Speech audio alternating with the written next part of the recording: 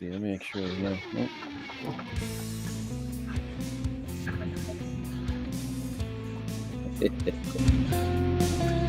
Look at that desk. Look how nice and neat that is. That's lovely. I'll put that there. There we go.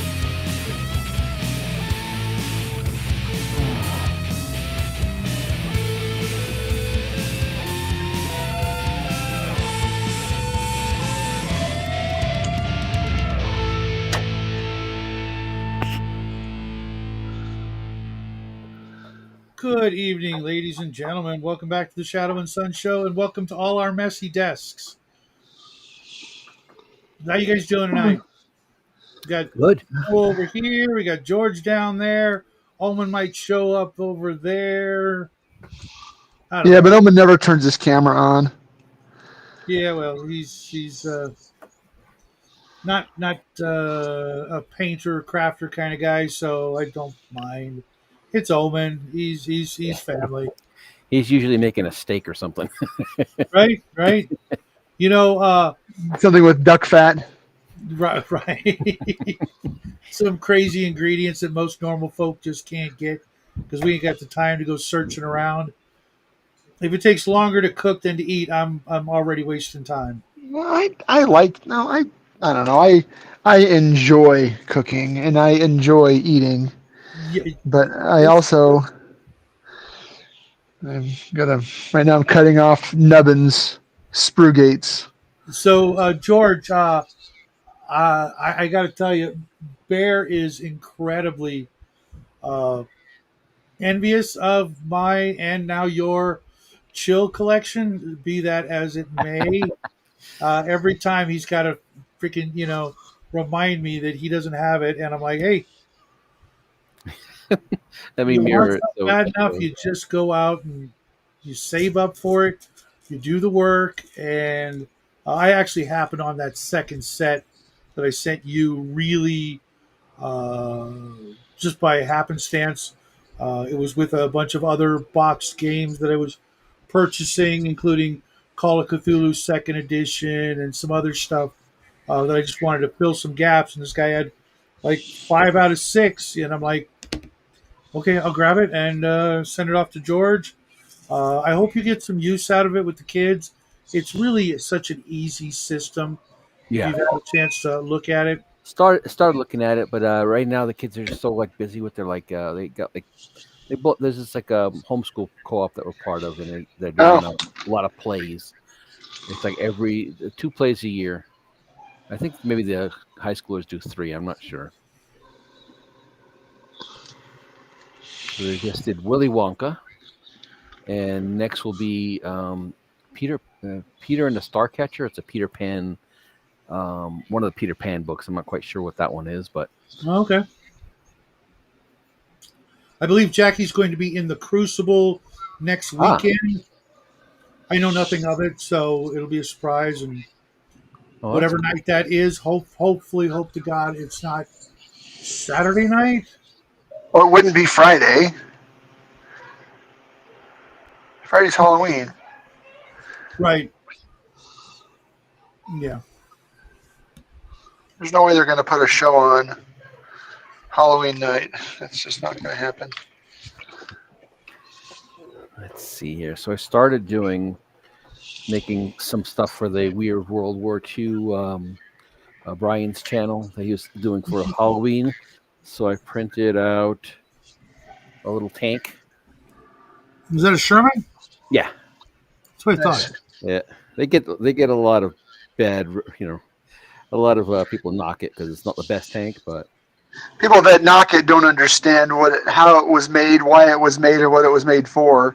Yeah, because a tank is not made for killing other tanks. A tank is made for killing bunkers and supporting infantry. Yep. And the Sherman was really, really good. Well, it was better than average at everything. Yeah. And a lot of tankers actually preferred the low velocity gun because the low velocity gun was better at taking out things like bunkers and stuff like that. It was a very survivable tank. Yeah. And that radio engine was super reliable. It was pretty good. Plus, you could turn out way more of them than the Nazis could turn out Yeah, any a of little, the Panzers. little Anyway, more I'm easy sorry. to operate in the field and stuff. They're a little Oh, more. sure is. So yeah, I guess it did win the war. So, Yeah. and I had a little toy one when I was a kid, like a remote RC remote Hmm. tank. Oh, that'd be fun, actually. And it was a Sherman, I remember. So I always had a thing for them. I've got a bunch of the old Heritage models, Panzer Trooper lead miniature blister packs, probably about 40 or 50 of them for the game Panzer Troopers or Panzer Troops from like 1978, 9, 80. Never popped them out. Never had anyone who'd be interested in WW2 till I met Brian, and now I hope they will not rot in the package for another couple of years. Every once in a while, I'll go look on eBay to see if there's more of them. My old man would just absolutely love the hell out of them, but Yeah. I didn't discover them until 15 years ago or so, and I was just buying everything Heritage I could find. Really? And yeah, oh yeah, I love Heritage models. They're derpy. Max Carr had his own kind of cute comedic style, but something about the old dungeon dwellers, just every sculpt was like right out of the original monster manual. Yeah. Uh-huh. Oh yeah, Oh, that reminds me. I don't know. I don't think I sent it to you, but I think I sent it to Off Grid and Cal on his channel. There's like a demo for a game. It's on Steam, and it has that whole like the it's a three-dimensional dungeon. You're in 3D. You're walking around in it, okay. but the walls look like the black and white art from like an old Like Zork or AD&D. something. Yeah. Let me see if I can pull a picture of it. Fantasy Star, the original Fantasy Star, was the first game I played like that, and I still to this day it's in my top three favorite games. The dungeons were they were bright neon brickwork, but there was something about them, the music, the sound effects of the monsters and everything. I'm gonna have to find that game and try and play it one more time. So this is Secrets of Wheatstone is the demo. It's called. Yeah, Um, please send it to me. I'll take a look. Copy.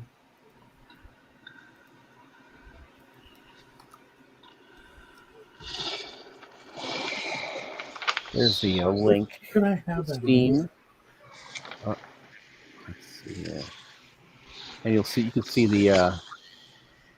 that's I don't know if they're showing kind of like some of the beginning opening screens and kind of the feel of like a old school game where like you're just basically told to go into the castle or Is the outdoor scenery the same? so yeah. I have the demo. I did the demo and it was all inside stuff, so it was Okay. simple. It was Do you relatively remember Might and Magic? Might and Magic. No, Okay. it's not particularly. I may have come across it. I just won't really be able Yeah, to. it was a computer game, but it was one of the first games like that came out for the Sega Master System, Ah, and it was a lot of fun. It was so engaging that it took like me and three or four of my friends to play the game with one controller. One guy would map, one guy would be going through the book and our notes. One guy would be driving the bus, had the controller, and the other guy would be rolling joints. vital part. Wow. Vital. Hey, you know, yeah, we had a lot of fun with that game. God, we actually started with a Fantasy Star doing that, and then we moved when we graduated and beat that game. We went to Might and Magic, and it was along the lines of Bard's Tale and Wizardry, but it was before them. At least Might and Magic was.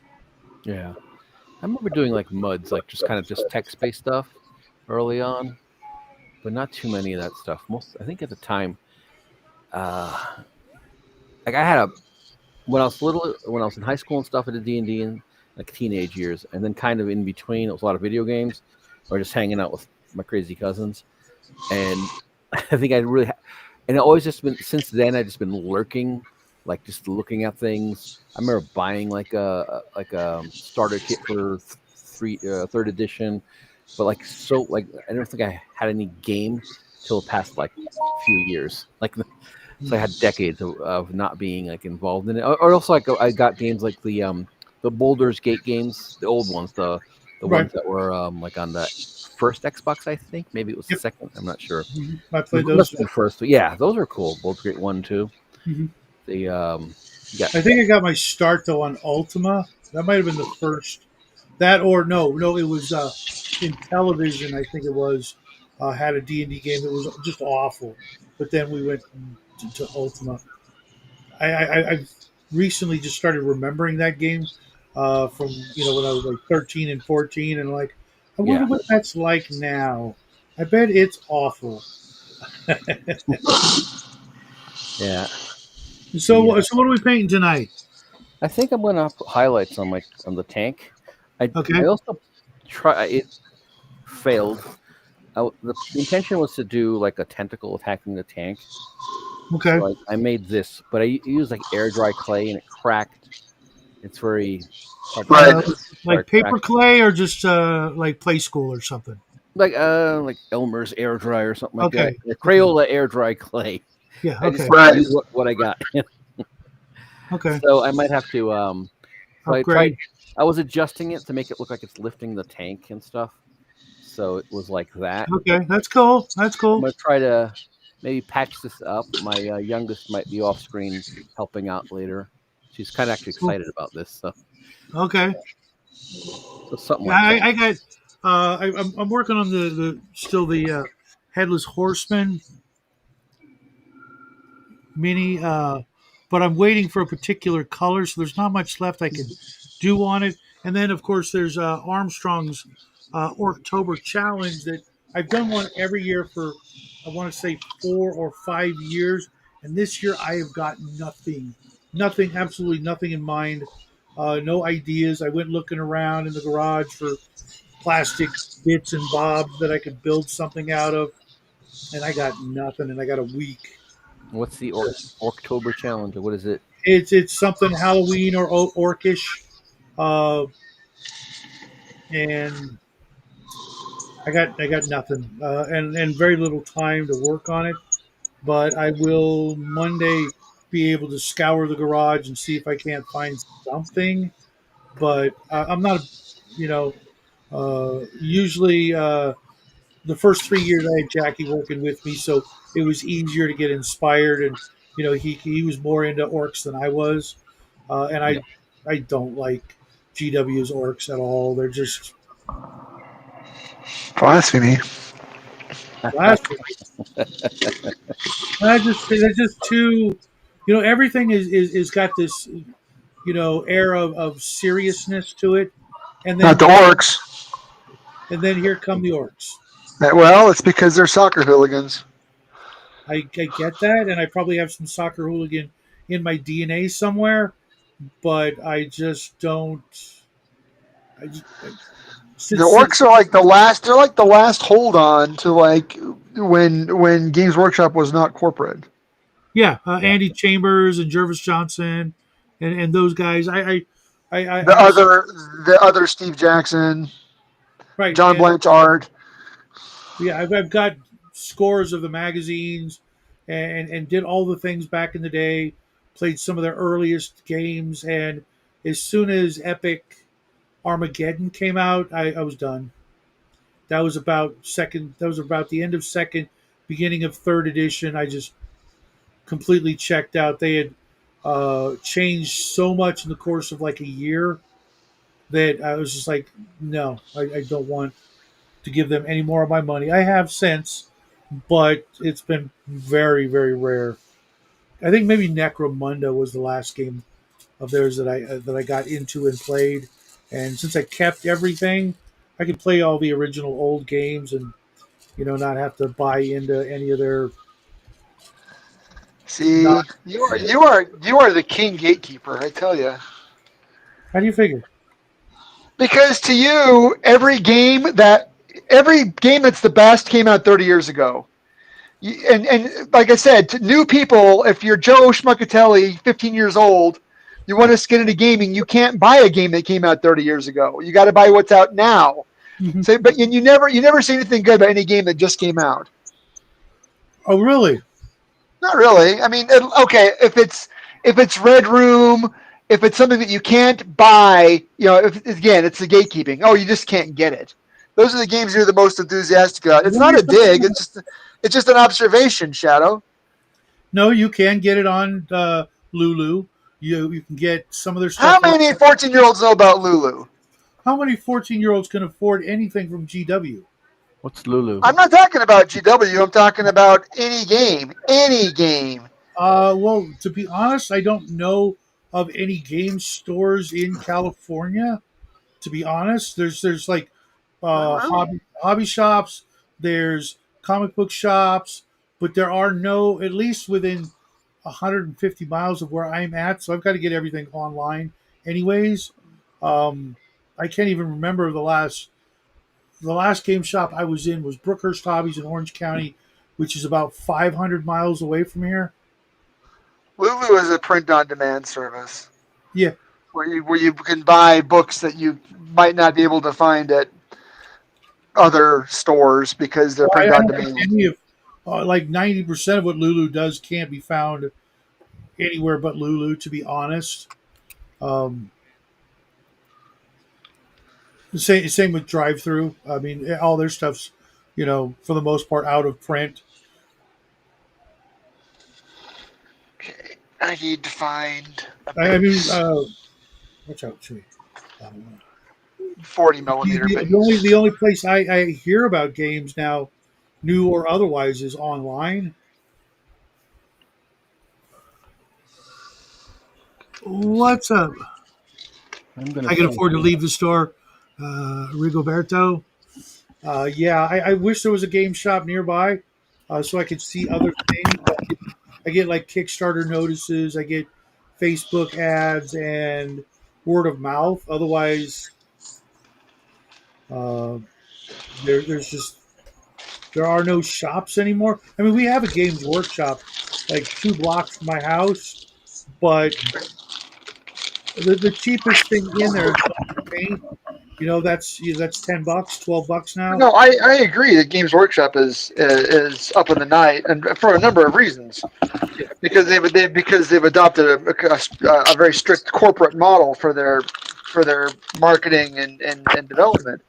All I'm But saying is it just frustrates me, and it's not directed directly at you. It's directed at a lot of gamers. We've just sort of given up on getting new people in because we can't speak the same language. that's actually what I try to do on a regular basis is Right, get but you want them to people. you want them to buy, yeah, sure, yeah, go find go on Hulu or Lulu and buy a print on demand copy of the AD&D Player's Handbook or something similar. I mean, I just think that we're sort of eating our own tail. We're not really we've become gamer that yells at cloud. Ah, Grandpa Simpson. There aren't that, like I said, there aren't that many non-corporate game stores out there. It's not We just well, it's So not where just do, the where do you stores. go? It's the games. It's the games we promote. We're not. It's like half the gamers only want to play old D&D or clones of old D&D. What's up, Coco? Well, I mean, other than like 5e, which you can get at like most bookstores, let's say. What else is there except niche, underground indie, hipster games? Well, that's what freaking what's that one? The Kelsey Dion one is just a hipster game. Oh yeah, What's it called? Dragon Heart, Dragon Bane, Dragon Turd, whatever uh, it's called. Shadow Shark. Shadow Shard. Yeah, it's a it is absolutely, that's a cool rock. Look at that. Wait a minute.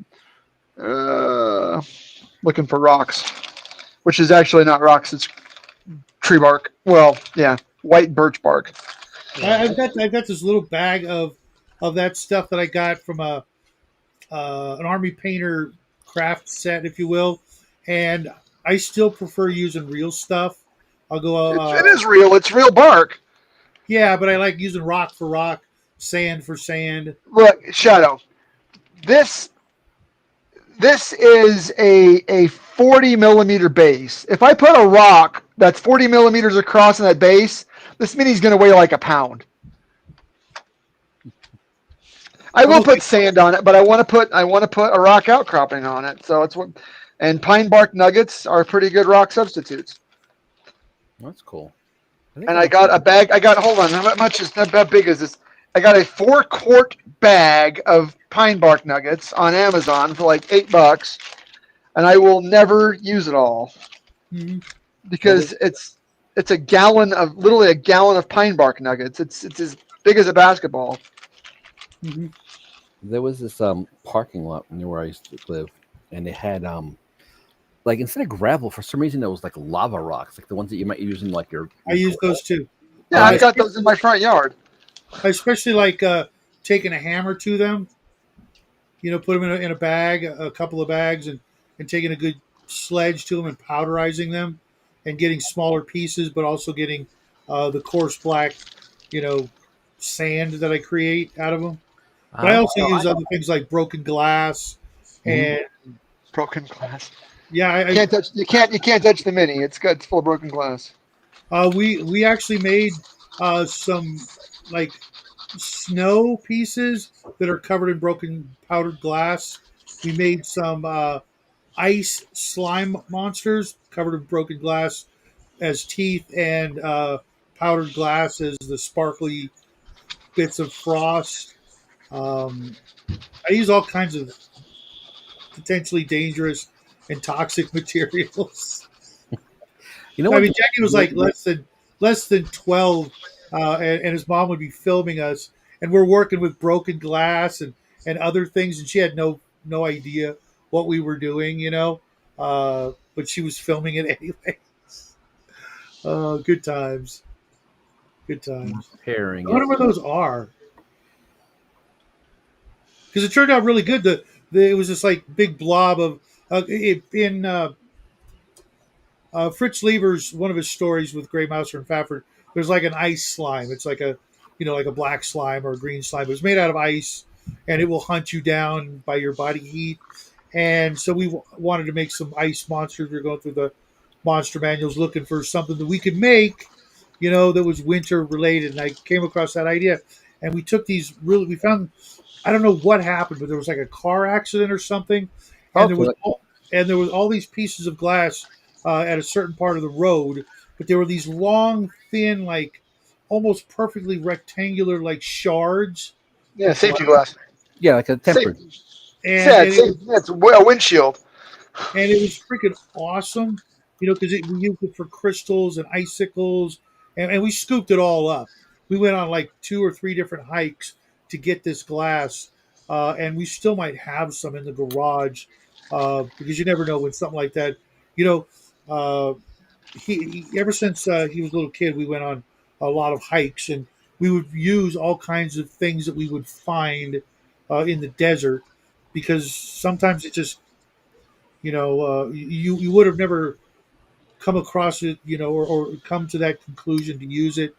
You'd have worked with something else, and it just wouldn't have had the same look. Plus, it makes whatever little dioramas and things we worked on a little more personal. We had memories not just of going to the store or ordering it from Amazon, but like, remember that time we found that thing, and then we took it home, and your mom freaked out, and then we turned it into this work of art.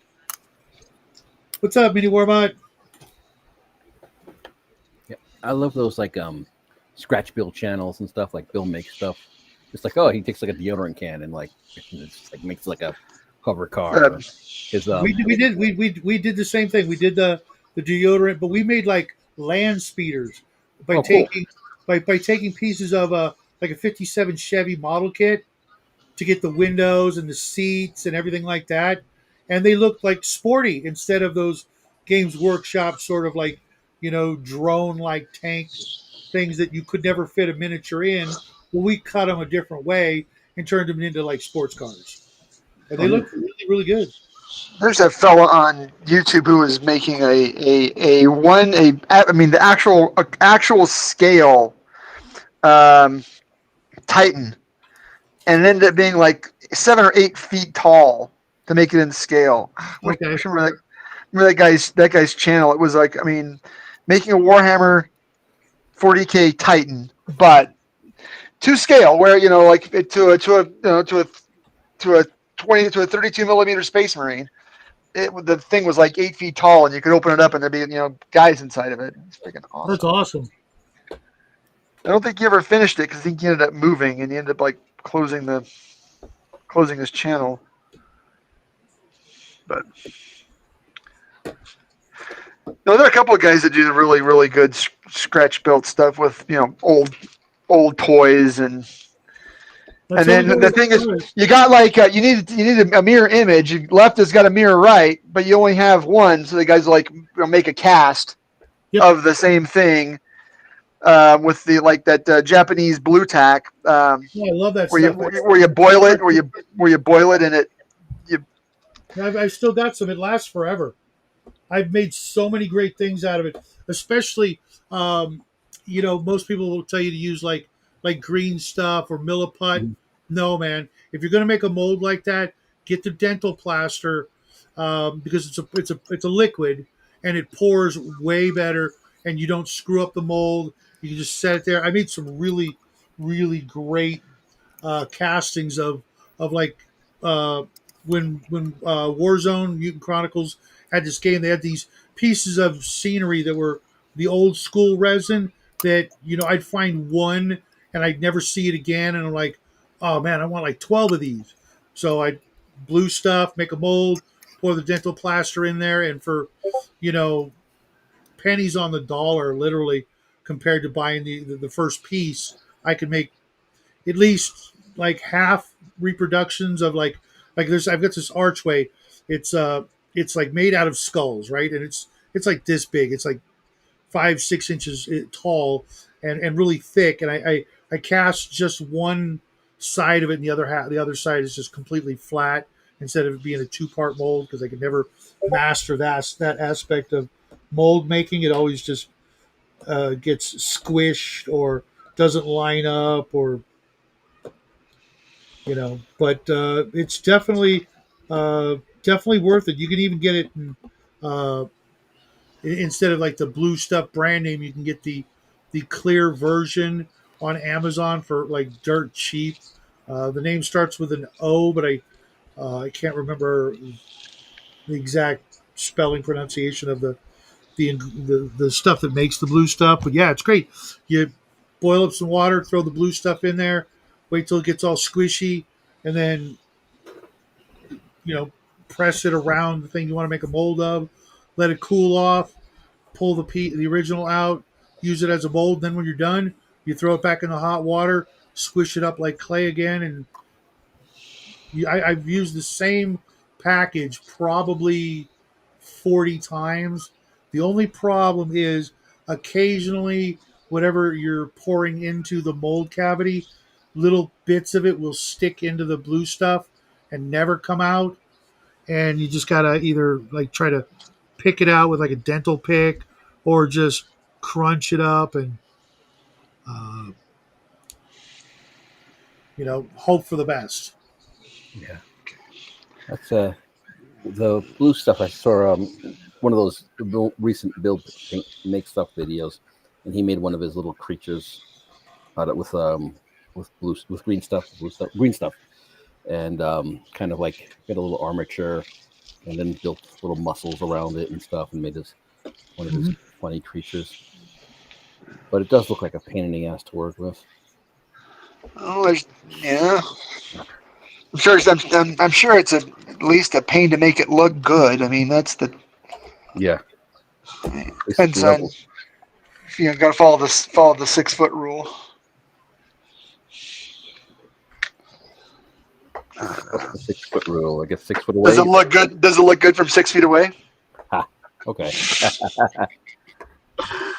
If it looks good from 6 feet away, then it looks good. That's the problem. Is I build all my models under two magnifiers. I mean, I'm already wearing magnified glasses because I can't see without them, and then I'm also using a desktop magnifier. And I was talking to a gamer with a lot more um, both experience and enthusiasm than me, and he says, "No, no, no, you're spending way too much. You're getting way too much detail. In fact, he says if you paint to that level, it actually looks worse on the tabletop. If you paint to a very high level, because from a distance it looks muddy. Like, well, okay, that's fine. Yes. Yeah, unless somebody's going to pick up your piece, What's that? uh, unless somebody's going to pick up your miniature, Yes, and onions, and raw onions. they won't understand what some of the little details are. Yeah, The distance. not I'm not painting for anybody but me. Mostly Gygax would just dip his miniatures into like paint and then done. Speed paint, and then dip it in that floor varnish. Yeah, I never liked the dip it mentality or technique. It's messy, expensive, and just there's very little control. Now, if you were painting, like hundreds, literally hundreds of like skeletons, I could see getting the soft tone and doing it. But what blew my mind was the ridiculousness of putting the miniature on the end of a drill, and then spinning Spinning off. it. And Yeah. it's like, you've got to be kidding me. That is just, who's painting these miniatures? Tim Allen, come on, let's have a little, a little care in the craft, because you're going to throw off like 99% of what you just dipped on doing that. Yeah. Because at that speed, the centrifugal force is just going to drive all that ink or that wash all over the place, and you're going to wear about a third of it on your shirt, your apron, whatever. Not for me. I prefer. I don't know. I do use a variety of paint, but I do prefer to just use paint, whether it's oil or acrylic. You don't use washes, I I don't like. I'll use the occasional wash, but I don't like speed paints. really? I don't like them. I don't like it when they reactivate. I don't like. I Well, I that was think mostly with the first formula, the 2.0s. I haven't had any reactivation. if I'm not going to buy paint twice, why do I want to buy paint twice? If, Well, if if I buy the paint and it doesn't work, fool me once, shame on you. Fool me twice, yeah, yeah, shame on I get me. it, I get it. But I'd sometimes, rather just use make a tried and mistake. true. Tried. I mean, look, I use a lot of brands of paint. Yep. I do use. I will no. I do. I don't use washes so much as inks. I do use a lot of ink. A lot of ink. But I use high pigment Dollar and Rowney inks when I use inks, and I've got about probably 12 different colors of it. I've got But like a couple when I dozen inks as well. when I use when I do a lot of like layering and blending, I'll use like a Payne's gray, which is really a dark blue, to make a glaze. I do way more glazing than I do speed painting. I used to do a I, lot of glazing, but it was because of the product I was using was so thick that I had to. water it down and basically do that. And I'm kind of over that. I'm not even sure what speed paints are. The generic term would be contour paints. Contrast Contrast. is Contrast. well, right. There's Speed Paint is a brand name. Contrast is a brand name. Vallejo's got one called I can't remember. I've got a couple of them. Everybody's got them now. All Green Stuff World has got them. They call them dipping ink, which it's just more. It becomes in way bigger bottles. It comes in huge bottles. My gosh, who doesn't have a Scale 75's got one? I can't remember what Scale 75's version's called. It's just a paint with lots of It's, extra matte medium in it yeah, you can make your own. and a flow improver. Yeah, Okay. you can definitely make your own. Yeah, Goobertown taught me how to make them way back in the day because I couldn't possibly afford the Games Workshop contrast paints. So I used his formula, and like the next year, Army Painter and other people started putting them out uh, that I thought were actually better, with a few obvious exceptions. They There are a few contrasts. I really like Games Workshop's version of yellow. Um, and I like they've got a thinned out a watered down black called Rattling Grime that's really good for painting like the black on exhaust pipes and stuff like that, Mhm. or it needs to be dirty. Um, but Do you use any of the Tamiya? Here, I'll show you. Can you see these? yeah, I've got some of those. I can't reach from here, but I can. I don't use them a lot. I used them more when I did like military, like model tanks. Yeah. I probably will use more when I get back to vehicles again because I'm looking at like 3 tanks or sci-fi vehicles right now on my shelf. But as of the now, I said I can see them, but I can't reach them. If they're far enough away that I can't reach them, then they are pretty much relegated to second line duty at this point. Okay. No, well, my desk is. I mean, at my table, I've got it's a 6 feet long and 3 feet wide table, and I've got shelves up on. Let me see if I can show you. I've got shelves up on the wall. Oh, Whoop. And if I can't reach it, then it's second line duty. Right now, I'm just building some bases. I've got to find my book. I tell you what, for bones, the best deal on the market. I'm telling you, I said it last week. Wargames Atlantic Classic Fantasy Skeleton Warriors. You buy a box of Skeleton Warriors, you just get your your scissors and cut those bad boys up. cool.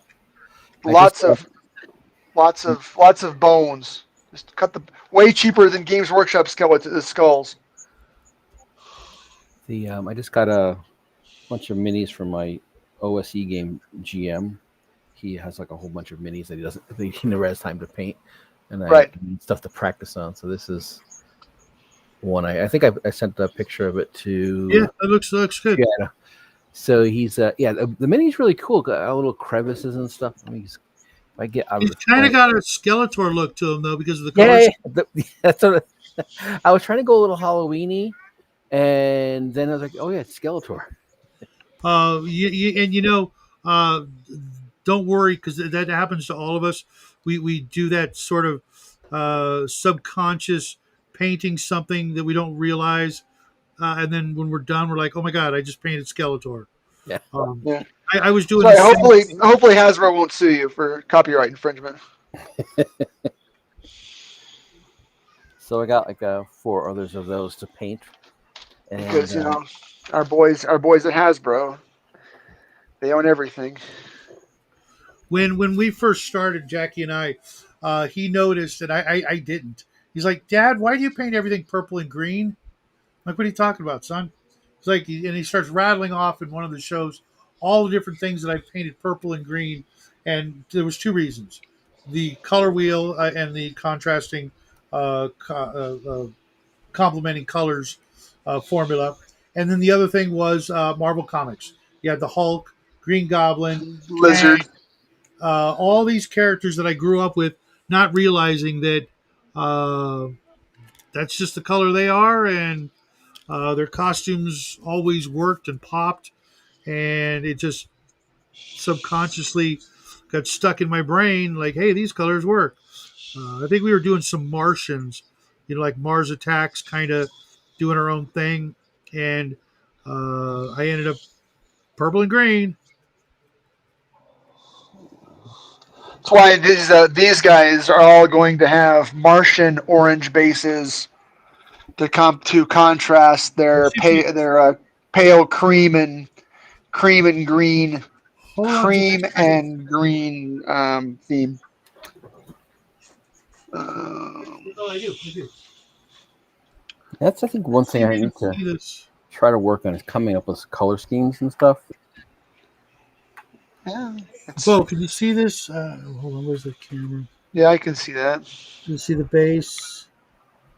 Like something like that, or Yeah, well, I picked up some. wow, it looks It's very different in the the camera. primer is darker. I picked up some rust. This Wow, is going to be that's the pri- totally different. This is the primer. So I want the primer to be a little darker so I can build up from it. But Mhm. that's literally the primer. I picked this up at the my favorite hobby shop in Sandy, Utah, and it was in their clearance bin. I never heard of the company. It's called Premium Mission Models Primer. But yeah, orange primer. We're I gonna just try saw it. I saw a video. I didn't watch it, but I saw the thumbnail of some woman's channel where she painted the miniatures entirely with primer, and the image looks like she's talking like she just rattle canned everything, and I'm like, there ain't no way you did that with just rattle cans. Just sorry, just No, she's an airbrush, I'm sure. yeah. But she just in the thumbnail, it's she's holding like rattle cans, and I'm like, yeah, bullshit. Just I don't know. Just it's like a bar bet. If somebody bet me they could paint a miniature entirely with rattle cans, I would not take that bet. There are way too many really super talented people out there. It's a bar bet. They don't take that bet. You laugh and you say, okay, whatever. And then if they do it, great. If they don't, that's great too. I'm posting that link, George, for the game. Oh, cool. I just saw Secret of Weepstone, Yeah, it seems to be getting a little bit of a buzz. and let me see if I can save that and throw it over on my Discord. And the demo's free. You can play for depending on how it's a little clunky in the beginning, but then once you get used to it, you probably can go through the demo in about 45 minutes. And then I've played it twice over, so like I'll unlock certain rooms that I wasn't able to unlock earlier. Okay. Sand these. So what are people in the chat saying?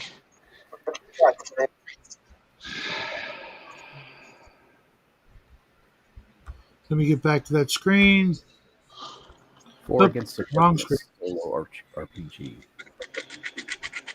Yeah, Mini Warmut was saying, "Hey all, I'll be listening while painting a couple of rogues for my Four Against Darkness solo RPG." Yeah, I used to actually do some solo gaming, but after a while, I just couldn't. I couldn't do it anymore. I just Yeah, I can't, and I don't begrudge people that can. But to me, it defeats the reason that I want to play games. Yeah. I want to be with people that I enjoy being with. Yeah. I don't even play like video games anymore. It seems there's a couple I would like to, but every time I even think of picking up the controller, I remember I've got like 50 things on my plate and sitting there for a couple of hours. Yeah. Uh, just I don't have the time. I mean, I even bought, before my retirement, I bought like Grand Theft Auto 1 through like 3 or 4 with the strategy guides, Hitman 1, 2, and 3, I think, and a bunch of other games with the big, thick ass strategy guides. I'm like, yeah, I'm just going to sit and freaking gel out and play this game and enjoy the shit out of it. And I didn't do that with even one of them. The only game I've done that with was Knights of the Old Republic 1 and 2, when my friend who recently passed away sent me his original Xbox and a stack of, like, I kid you not, like 20 games. It's like, oh, I'm never going to play these. And yeah, he was right. And I played those two games, State of Emergency, for about 5 minutes. And I went, this is just freaking stupid. It was fun, but it was stupid fun. Oh, come on, mother, father, mother scooter. So I'm working on this Halloween piece of Halloween decoration. It's a plastic cheap 99-cent store snake skeleton, Me. and I'm going to turn it into a crate dragon skeleton on sand dunes kind of thing, like from the first Star Wars movie. We'll use it for our Star Wars game. But what I'm gonna do is I'm gonna cut it up into sectional pieces so that I can make like scatter terrain out of it and just mount it on. Hey, Oh, what's up? you said So, mounted. well, because it's hollow on the other side, and I can, build up styrofoam like hills, and then glue it to it, and then cover it with sand, so it looks like it's like in the scene, when 3PO and R2 are walking past the skeleton, the fossil in the background, and I figure it would work for multiple different games that I could use it for. Just have a weird piece of, giant reptile skeleton. Oh crap. Oh So well. welcome to the show, Black Sword. You're new here, I guess. Every couple of usually Saturdays we're either playing an RPG here or we're playing, a painting or crafting or just sometimes talking about a sci-fi topic. It's usually supposed to be sci-fi Saturdays, but lately we've been, veering away into fantasy and horror because of the holiday, I guess. Ooh, excuse me. I had a long freaking day. I don't know about you guys, but it was a very long day. Well, I said I'm going to work in about 3 hours. I had to pull down all the Halloween decorations from the attic, and that was not fun.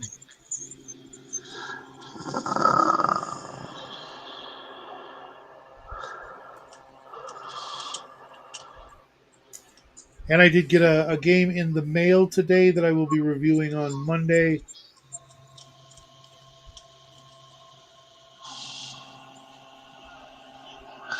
Oh yeah. Yeah, and then what else did I do? Well, I cooked a crap ton of food for everybody, breakfast and dinner. Normally weekends are my day off from cooking. It's the wife's home; she can do some damn cooking, but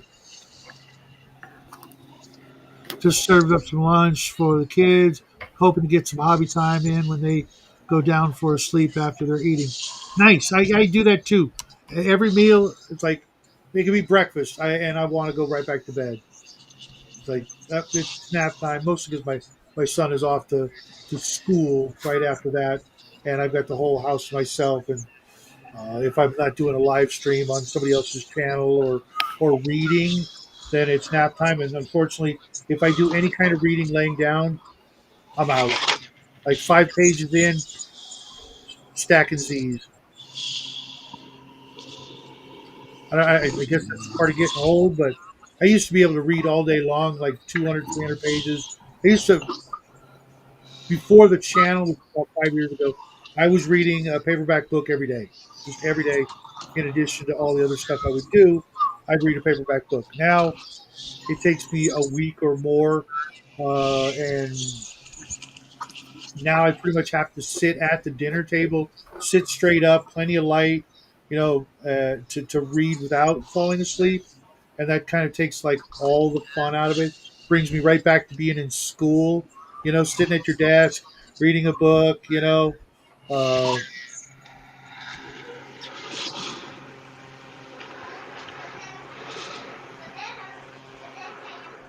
What is the horror soundtrack going? There we go. That's sufficiently spooky. Look at the bones, man. I just glued my base down to my work crafting surface though. you know what I do to prevent that? Because I've done it many, many times. If I'm working on a base and there's any possible chance that super glue will leak out, I put it on a stack of post-it notes. No, Maybe. it's this is I've got a piece of cardboard on the table. Okay. So it glued itself to the cardboard. I can just hit it with some sandpaper and knock off the fuzz. Okay. No, I've done that where I've glued it to like one of these plastic cutting boards or what have you, and like I'll never get it off no, until I. I picked up a trick from another YouTuber where if you want to like glue a piece of something, especially to a base, you just drip some ultra thin super glue over the top of it and let it just settle in where it wants to go. But the problem with the ultra thin super glue is sometimes it runs off the edge of the base. And I found the trick for getting rid of super glue is Well, I've got methyl ketone right here, and I've got acetone up there. I can dissolve it, but all three of those things, um, because it's just acetone with some conditioner in it, nail polish remover. It also dissolves plastic, and this is a plastic base. well, that's what's cool about nail polish remover. It doesn't do that because what I It used to doesn't. do. No, I used to professionally strip and clean old minis, and what I would do is I drop them in one liquid. Let's say LA's awesome or green stuff. I went through all the possible choices, and LA's awesome is the best. Don't let anybody tell you otherwise. I spent For a plastic, I agree. It's the best for plastic. It's good. It's great for metal too. Right, right, but it's not the best for metal.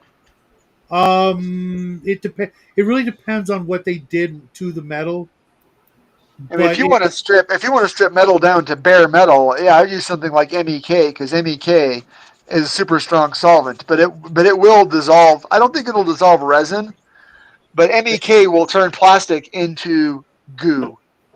yeah, that's why I use LA's awesome Well, I because do it it, too it, for it does, plastic. for metal too because all I do is I'm patient. I'm not in a hurry, so I'll put it in a glass jar, put the mini in a glass jar, fill it with LA's awesome, and wait. And if it takes a week, it takes a week, and then use water from the faucet at full blast to blast off the paint, and then an electric toothbrush at the same time, and I get it all off.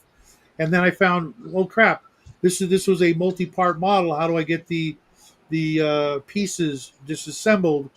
And I forget where I found out, but it's just like regular, purple or blue nail polish remover, and I same thing. Put it in a glass jar, put the mini in, put the purple stuff or the blue stuff in there. Wait a couple of days, and it turns the super glue into like rubber, and it does nothing to the bases. No harm to the plastic, any of that. And I've been able to take old like GW miniatures, Titans, and Imperial Guard and things like that, and break them down to their component parts to the point where you can almost not tell they've ever been painted. And if you have any trouble, LA's awesome in a Sonic cleaner. Now that's the literal apogee of stripping minis, as far as I'm concerned. The whole reason I bought an ultrasonic cleaner was because I picked up some secondhand Games Workshop Imperial Guardsmen, and I had them sitting in a mason jar with the LA's Totally Awesome for weeks, Mhm. weeks, and it would not come off. It would not That's come off that's for probably nothing. because they clear coated them, or they use testers model paint. Well, they weren't painted well. I'll tell you that for nothing. Okay. Because if they were painted well, I probably wouldn't have stripped them. I would have just painted over instead of stripping them. But they were. And then I did eventually buy an ultrasonic cleaner, but then the ultrasonic cleaner, because they're cheap, they're made in communist China. Yeah.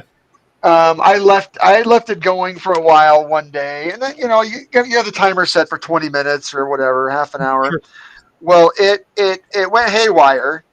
It did not turn off after 20 minutes, Oh. and it heated up to about 130, 140 degrees.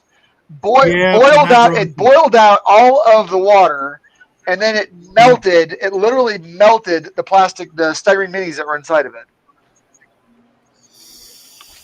Yeah, you got to watch those because even in a couple of like 3 or 4 minute cycles, it will heat that stuff up, and that's the last thing you want because that's what causes the minis, or part of the process that causes the minis to like pit and get little like pieces of the metal to flake off, and you just end up with a corroded little hunk of garbage.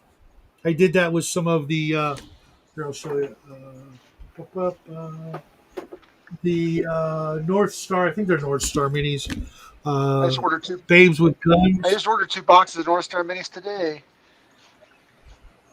and they were the cowgirls. And I was like, I love these miniatures. Miniatures. I just randomly came across them in a pile of minis that I bought on eBay, and it wasn't until I threw them in the goop, and they came out all pitted and corroded. Because there's another reason why that happens, and I didn't know where they came from. Right, I had no clue, and I never really thought about buying cowgirl minis, but they were really cool. And I was working on some Shadows of Brimstone stuff, so I went looking and looking on eBay, cowgirl miniature and all kinds of different variations of that kind of uh, title. And eventually, I actually found one of the minis, and it, thank God, actually said the mini company. Then I went over to the mini company and found out I could get them cheaper, unpainted from the source, which is like the UK, right? Yeah, the problem with stuff. Yeah, but now there's no more de minimis, so you have to pay both exorbitant shipping and uh, Custom. customs fees for anything. But Brigade Games is an American distributor for North Star minis, and I just bought 2 boxes Good to of their know. plastic, the new plastic cultists, Yeah. the Frostgrave cultists. Volume 2 and Volume 3, because I want girl cultists too, not just boy cultists. Just send me a link to those guys. It's just Yeah, we do. I think brigadegames.com or brigade. I'll forget. I'm working on a couple of Grey Knight Terminators from back in the day. Black Sword, and Bo is working on what? This is a guy from this is Gellerpox infected, but I just got him based. He's sufficiently gross and scary for Halloween. He's got a little warp paint going on. I got him on built a nice base with some bones. Got to put the bones on the base. I need to buy some new brushes. So I I need might, to I put might actually this year. I might actually splurge. I You know need what to I put need? some sand and gravel underneath his foot right there, though. I got to build up that part of the base, and I'll use cork. I've got some cork that'll fit. What do you guys know about like taking care of your brushes? Get the puck. What is it? Hold on a second. I'll No, show you. don't listen to him. He's going to lead you astray. You do two things. You either buy cheap brushes and throw them away when you're done. After you Okay, hold discard. on a second. I'm gonna. This is what Shadow's gonna tell you to get, and I'm gonna tell you why he's wrong. Shadow's gonna tell you to get this. Yes, This is a cleaner, but not a conditioner. it isn't a conditioner. I thought it was. Not. It says it is, but it's not. For the Oh, for a good preservative, you want this. okay. I need a link for that as well. Then. Because this is the best. Now, I tell you what, this stuff will get off dried paint really well. But this stuff will, it just conditions your brushes way better. This is the Gens Goop. Okay. And if you're not if you're worried about preserving $3 brushes, don't. Yeah. Just get new brushes. If you're if you're getting like hold on, I've got some. Like I got a bunch of these Taklon Gold brushes that I learned that I used to learn to paint, and of course I can't find any now. Where'd they go? There's, and they're okay. They were.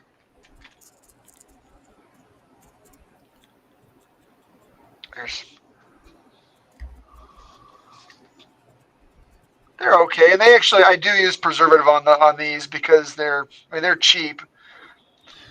They don't even have a brand, I don't think. What do they say?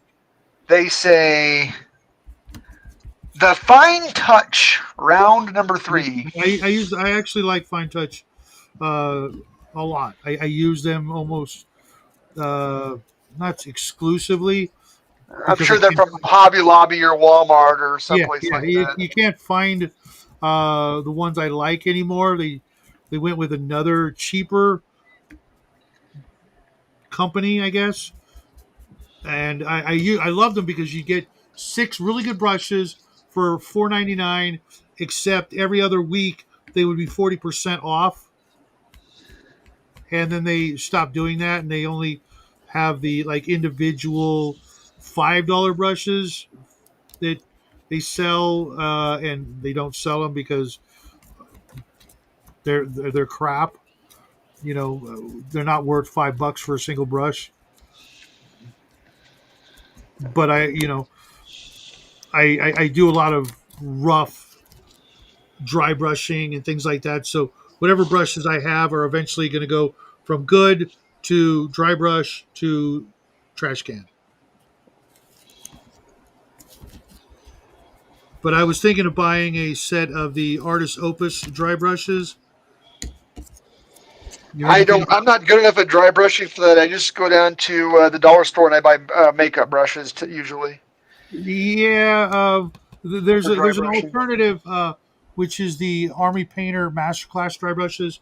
You get like three for about $20 because makeup brushes don't really come in this particular shape.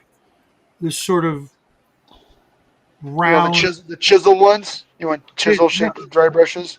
no. It's not chisel at all. It's like um, it's I don't know. Are you looking? But they're kind of like makeup brushes, but more like almost like a powder puff. I don't want to go to work. I've got to start getting ready for work. You said you had 3 hours. Well, I've got to eat and I've got to put the kids to bed and I've got to take a shower Hey, your patients don't shower. Why do you have to shower? because I'm going to be in a nurse's station with 3 other nurses for most of the night. And if I don't shower, then they're going to fire me or worse. Yeah, nobody wants a stinky coworker. I know. Just trying to keep you here a little longer. I know, I get it. I'm just gonna wait for this piece of wood to dry so I can whittle it down to fit the. And I've got more zombies on the table. I've got like 20 zombies ready to prime and paint. and I'm not looking forward to that at all.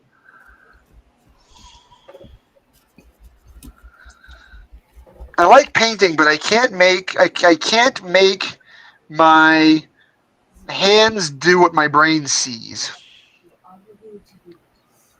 Yeah, same here. And so sometimes I will give up on a project before I finish it because I just want to chuck it through a wall. Well, then you're probably at the halfway stage, and you should realize that, and just either come back to it later when your skill is ready, or push I through it. don't. And I know. I know what the ass phase looks like, but I mean, and I've seen your work. even past the ass phase. Yeah, but I mean, you're one of the better painters we know. So that's When I when you do something that turns out like crap to you, it's 10 times better than most people I know can do. Yeah, well, I mean, I understand that. People tend to judge themselves harshly. We're hard critics. Yeah. Okay, and then I watch way too many painting videos too. I just see these guys, and you're like, oh shit, look at that guy. I mean, everybody wants You to know be. who else is a really, really good painter? Cal. Is he? Yep. Oh, I think I've seen some of his stuff on your And Discord. he's actually really new to painting, as far as I can tell, or from what I remember. I could be Right. wrong. Well, it's And years and hours too. I mean, technically, I started during COVID, but I don't think I've got 100 hours painting. really, 'cause I've got tens of thousands, and uh, I still suck. Okay, there. I like the way that foot's built up now. I He's mean, actually. admittedly, I've done a couple of pieces that I think are pretty damn good. The Baylor I did last month, I think that turned out pretty damn good. Um, but it a huge part of it is the inspiration, not the inspiration, but the enthusiasm you have for the actual piece, Sure. because we're not painting on canvas. We're painting something that's already been 3D sculpted. Yeah, it's color by numbers. Yeah, we're And doing color by numbers. Absolutely, And 100%. if you're just painting a rank and file zombie or skeleton, unless you can put them in like a really cool pose, like the old Undead Horde set, where every piece, you could put glue into a certain position, and I had them, doing things like this, giving you the bird and stuff like that. So my undead rank of spearmen all looked like the zombies out of one of the Evil Dead movies that were being animated and comical, sometimes doing some perverted shit, in a permanent pose. If you're doing rank and file nobodies, it's hard to get excited and energetic about it. But if you're doing something that the model just screams at you, paint me, hurry up, I can't wait till you paint me, kind of thing. It's easy to start looking at it as work or an assignment, and then you lose all that energy, all that positive juju, and it turns into a labor, a chore, and this is not that. It should never be that. As soon as it feels that way, it's time to put the paintbrush down and wait till you can't wait to paint again. Because when you have the two different, emotions, one paint job is going to turn out like crap, and the other one is going to be fantastic, because you won't stop until it is fantastic. Oh, okay. I'm gonna go eat dinner. Lucky me. I've got food. I have food. I am. I've been doing honeydew crap all day long. Uh, but I got one guy built and based.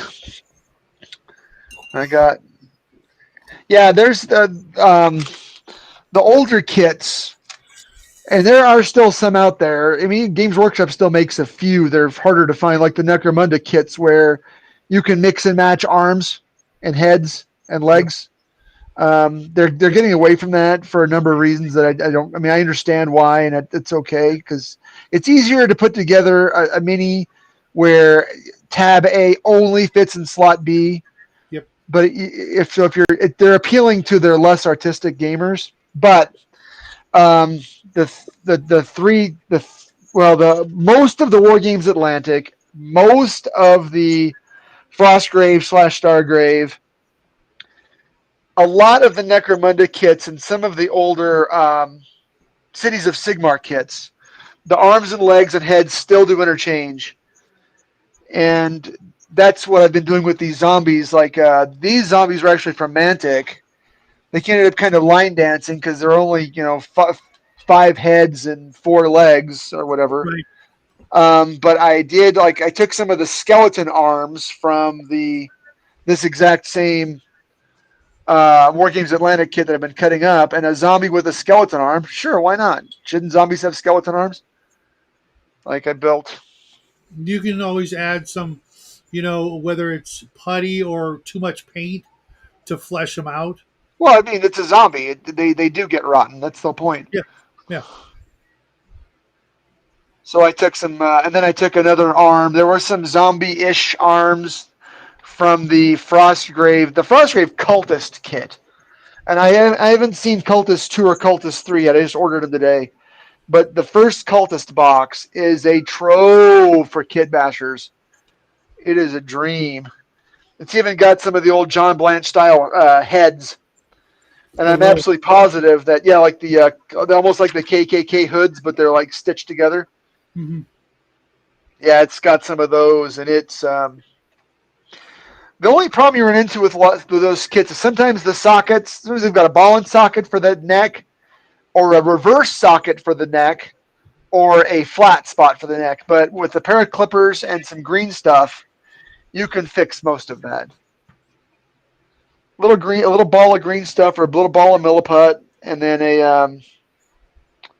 if it's too deep, if it's too tall, you just chop it to fit. You get your nippers and cut off the part that doesn't fit, and you're good to go.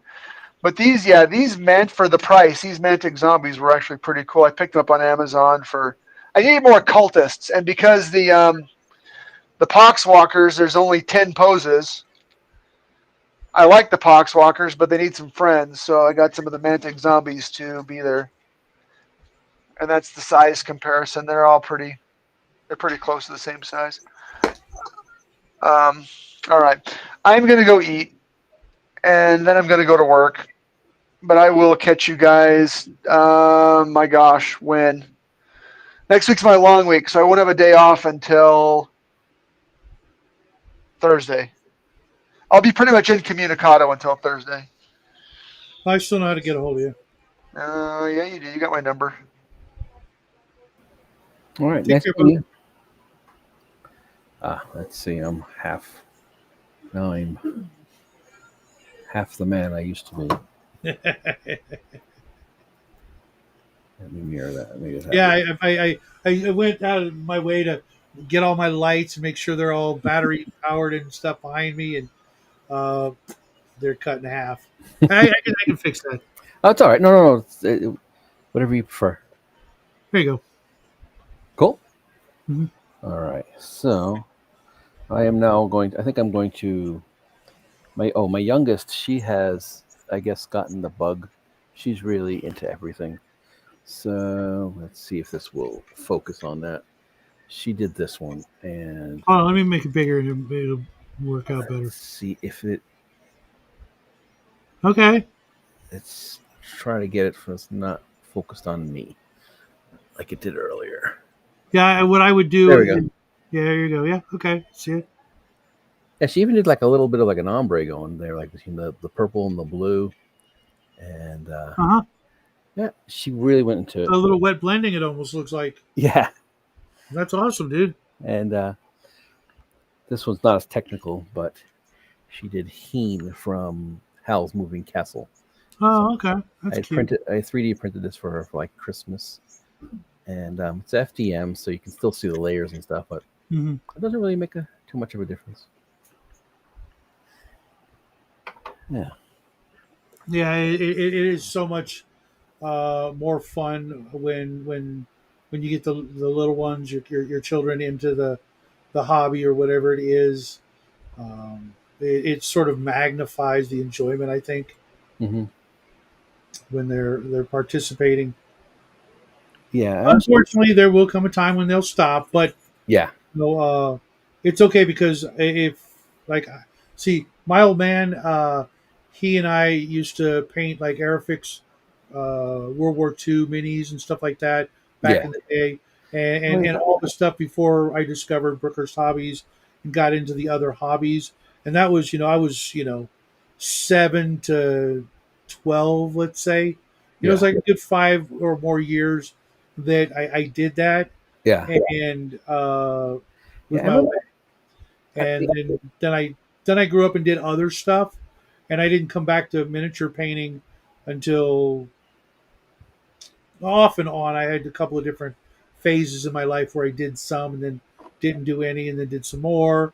Hmm. And right before Jackie was born, I got back into it, and I had to wait and put stuff away where he couldn't get into it for Hmm. a few of those years. He's putting everything in his mouth. It's time to put the lead miniatures away, Yeah, kind of thing. yeah, And I know that he might not. I may never see him paint a miniature ever again, but I can guarantee he will someday. When he's older and has kids of his own, and is going through all the shit of mine, he'll be like, "All right, time to teach my son or my daughter the same thing." yeah. Um, And you learn skills. You learn patience. You learn how well, to like it's not accomplish only that. something. Have you ever like? This is gonna sound weird, but have you ever? Are your parents still around? Yeah. Well, one of them is.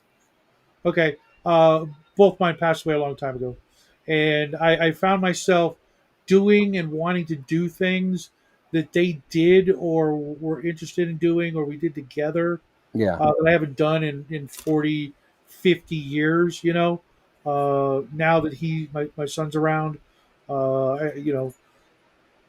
I found myself reinterested in things that most of my life I didn't give two shits about. yeah, You know what I mean? yeah. Sort of here. We didn't really do much growing up. We just they worked and they really didn't take us much places. The park and stuff like that. Uh-huh. We had a nice. We were talking about earlier about like mod. We did get like models. That was yeah. Right. That was the thing when we were kids. Yep. Um, like we went to the Radio Shack. I got that Sherman tank. It was like the best Christmas ever. Right. Um, the but we had this great model shop, a hobby shop. It had everything. They had they had Lionel trains and American Flyer trains. They Mhm. had books and magazines. They even had a little counter where you can like get a sandwich or buy some chips or Oh, something. that's the one year. My dad and I, we and my little brother, to some extent, we built all kinds of models. My ceiling had, I kid you not, at least 25 airplanes or spaceships hanging from the ceiling at one point, including Yeah, the Millennium Falcon, the Enterprise, and a bunch of other stuff. One year, we used to go to garage sales, and one year we came across this guy, my dad and I, who had his entire garage filled with unbuilt model kits. And we picked up hundreds of them for like 25, 50 cents a piece. jackpot. Oh my God. It literally was. I mean, just an amazing summer because he let us come back to his house after the yard sale to buy more. And then I guess he moved or passed away uh, and what's happening, Sarpage N64? We are just talking about reminiscing about modeling and crafting and painting with our parents and our children. And I was working on a giant s- skeleton snake. I got as a Halloween decoration that I'm going to use as a piece of scatter terrain for some war games. I'm going to cut it up into different pieces and then mount them to styrofoam hills and cover them in sand. And then I'm also working on this tower from the old game Battle Masters. And all I did was primer it and dry brush it white. And now I'm going to pick out some of the individual stones and just there's like some doors here, and I'll do those with a speed paint, and just so it's not so monotone. I'm just going to pick out a little bit of the details. It's also got this weird sort of banner thing hanging down. I don't know why, and it for some reason I didn't take off the sticker, so it's really rough and bumpy. So I'm just going to have to do something to make it. What's your favorite or best card for D&D? Card like a Magic the Gathering, or Yeah, I don't know. I maybe it's a mean, typo. Card. yeah, I don't know what you mean by that. By card. I mean, I've played almost every version of D&D over the years, as well as hundreds of other games. And I've played a lot of card games, but they don't, other than what Spellfire maybe back in the day, or are you talking about the Magic the Gathering Dungeons and Dragons expansion set? Um, One thing you're kind of reminded of now is the that hobby shop I was telling you about. uh, They also is where we got our modules. They had the drag. I yep. remember picking up the Dragonlance one there. Oh, that was so cool. Just hot, sweaty day. It was probably 5 miles walk from where we lived. Parents would have driven us there, but when you were like what 13, 14, we'd get on our bikes. Or Yeah. This is Jersey, kind of where it's opposite of New York City, and there's like a hill up. That's how Brookhurst Hobbies was at various points in my life, and it still exists to this day. I would have to either ride my bike for a half hour to an hour and a half to get there. Mhm. To when we were of driving age, it would be like 20-minute drive. To Yeah. now it's 8 hours away. It- the one funny thing was, in college I went to architecture school, and we had to make physical models. They were starting to do the 3D stuff. Like maybe my third year, we actually did 3D models with like computer graphics and stuff. Uh, But we made physical models, and you'd buy chipboard or Strathmore board, like a white mhm. chipboard is like almost like cardboard from like a cereal box, but it's just all cardboard. You could make your model. One was balsa wood, but balsa wood is like so cheap looking, Yeah. and basswood. And sometimes the professors would say, just make your model the way you think. If you think you can do it with some plastiline clay and do something there, do that. If you can make it with chipboard, do that. Okay. Sometimes we get these professors, they get very specific about what they want. And basswood, they wanted basswood models, said no balsa wood. And of course basswood was way more expensive. We were spending like, we're college kids, we're broken. We're like, you had to spend $100 in materials on a model Hmm. in 1992 or something. It was kind of, Right. but and the thing was, you couldn't find it. Everyone would go to Pearl Paint. That's where all the other students were going, Pearl Paint. And they had like a very limited. They had mostly balsa wood and a very limited supply of basswood. But this place that was by my, where kind of close to where I lived, had a big array of basswood, balsa wood, and if you were going to make something more realistic, I remember like buying like these plastic I-beams for one of my models and stuff, and only told like my closest friends in school about the place, because I know everybody would have just ended up there and just like looted all the stuff that was there. That's funny. Yeah, it was great. It was, yeah, it's one of those things that you don't think about at the time, but it's like some really important place in your life. Yeah. Now I'm pretty sure you can get that. I don't know. I know they do have basswood at Hobby Lobby. Hmm. I don't know about Michaels. I stopped shopping at Michaels probably like 10 years ago. The only time I ever go there now is when it's right next to my gun shop that I go to. Hmm. Um, Occasionally I'll stop in just to look around, depending on the holiday. But And one of the things we used to do, we would make these terrain models. But it was have you ever seen like a survey or like a even a map for like hiking? They have the contours where it like shows each level. So Okay. these models would be on sites, and you would like layer layers and layers of whatever it was, usually chipboard or Strathmore paper. So you'd have this Okay. kind of almost like a flat layers, but they would be in curves and stuff. You'd follow the contours, like you'd literally print out the contours, tape it to your to a piece of chipboard, and then you would get a mat knife or a utility knife and literally cut the curve of that elevation out, and then layer upon layer and actually build it up. Took hours, and your fingers were like just in pain. Trashed.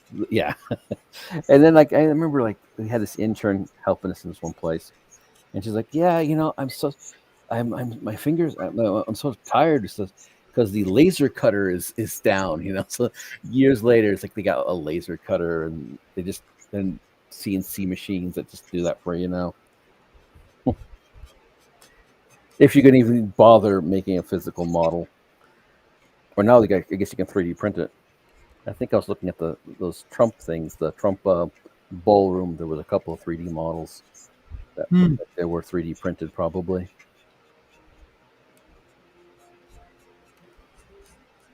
Yeah, I wonder what that's going to look like when it's done.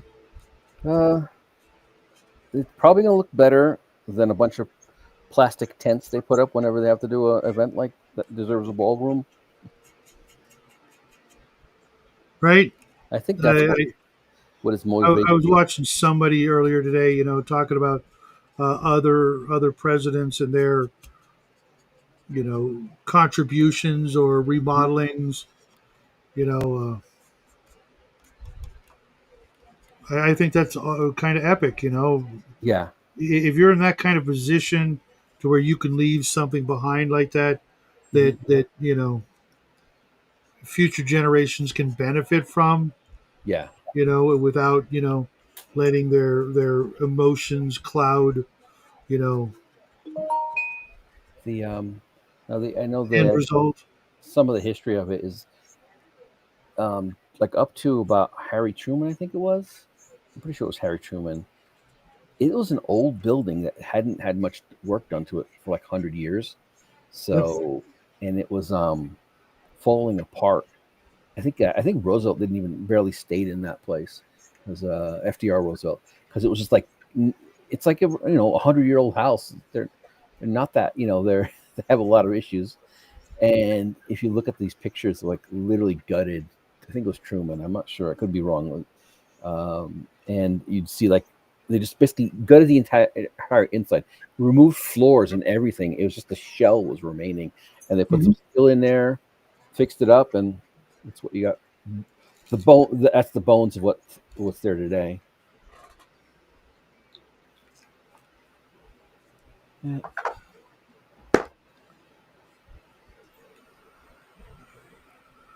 Hey, what's up, Pale Cylinder? If you guys want to paint, you want to craft, it's we're just shooting the breeze at this point. One I'm one. I'm working on this tower from the old Milton Bradley Battle Masters game. I've got two of them, and they're such a if you can find them, someone's selling them. They make for war gamers, they make a great little piece of terrain with a lot of character for such a little piece. Yeah, and I'm working on a couple of things while things dry. So one Yeah, thing same is here. Weird World War II has a kind of a thing where it's like basically painted something for Halloween, and I never really been into that genre. Well, I didn't really know much about that genre, to be honest. So I'm doing Yeah, a me paint. neither. Until I met him, Yeah, and I met him on this show. One night he just showed up out of nowhere, like you guys, and next thing you know, we're all great friends. And yeah. if you haven't checked out Brian's channel, it's called Weird World War Two or Weird War Two. I'll have to get the link. I did a video on it just the It's other day. I think it's Weird WW2. Let me just double check over here.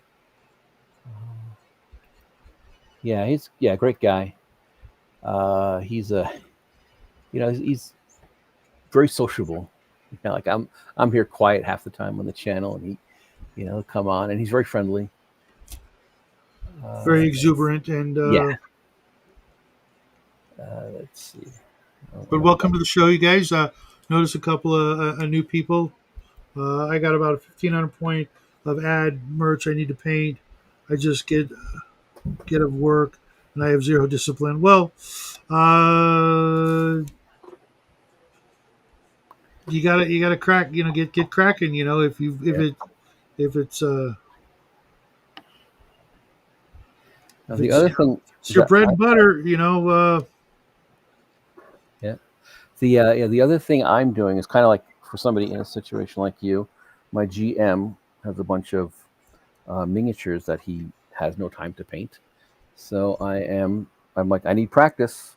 I told him I was getting into painting. And he's like, yeah, you want to take some of my miniatures and paint them, and I'll let you like take your favorites if you as a payment for it. I'm like, payment for it? What? Like so Post I out was your I was Discord link. Moi, me. Uh, Give me a second, and I'll see well, if I can find it. I've always been really bad about being able to find it because different devices it won't actually let me do that. It yeah, should on my laptop. Um, I think and just one second. I'll be right back, folks. Every time I leave this page, it gets kind of wonky. So, George, you I'll have to keep. try to keep everybody entertained. Yeah, so he's he's my OSE old school essentials GM. He's found them through it's interesting how we find our games and things. And I'm coming to the hobby through table RPG games like D&D and stuff like that. So and I just like painting the miniatures for your maybe you lay them out for your see if your rogue is within range of backstabbing, or and you're not all in the same theoretical square next to the monster. So and found that my first game in my like recent times was through the Here what you do you go. call that meetup website, and so then found this game at a church, and we were just playing 5e. It was great. 5e gets a little boring because I feel like it just turns into the same intermittent encounter, big encounter, and every game kind of started being like that. But then we started like one of the persons that was in that game was doing an OSE game with somebody, and I follow D&D and all this stuff and the OSE community for years. Like like I've been like just kind of lurking and stuff.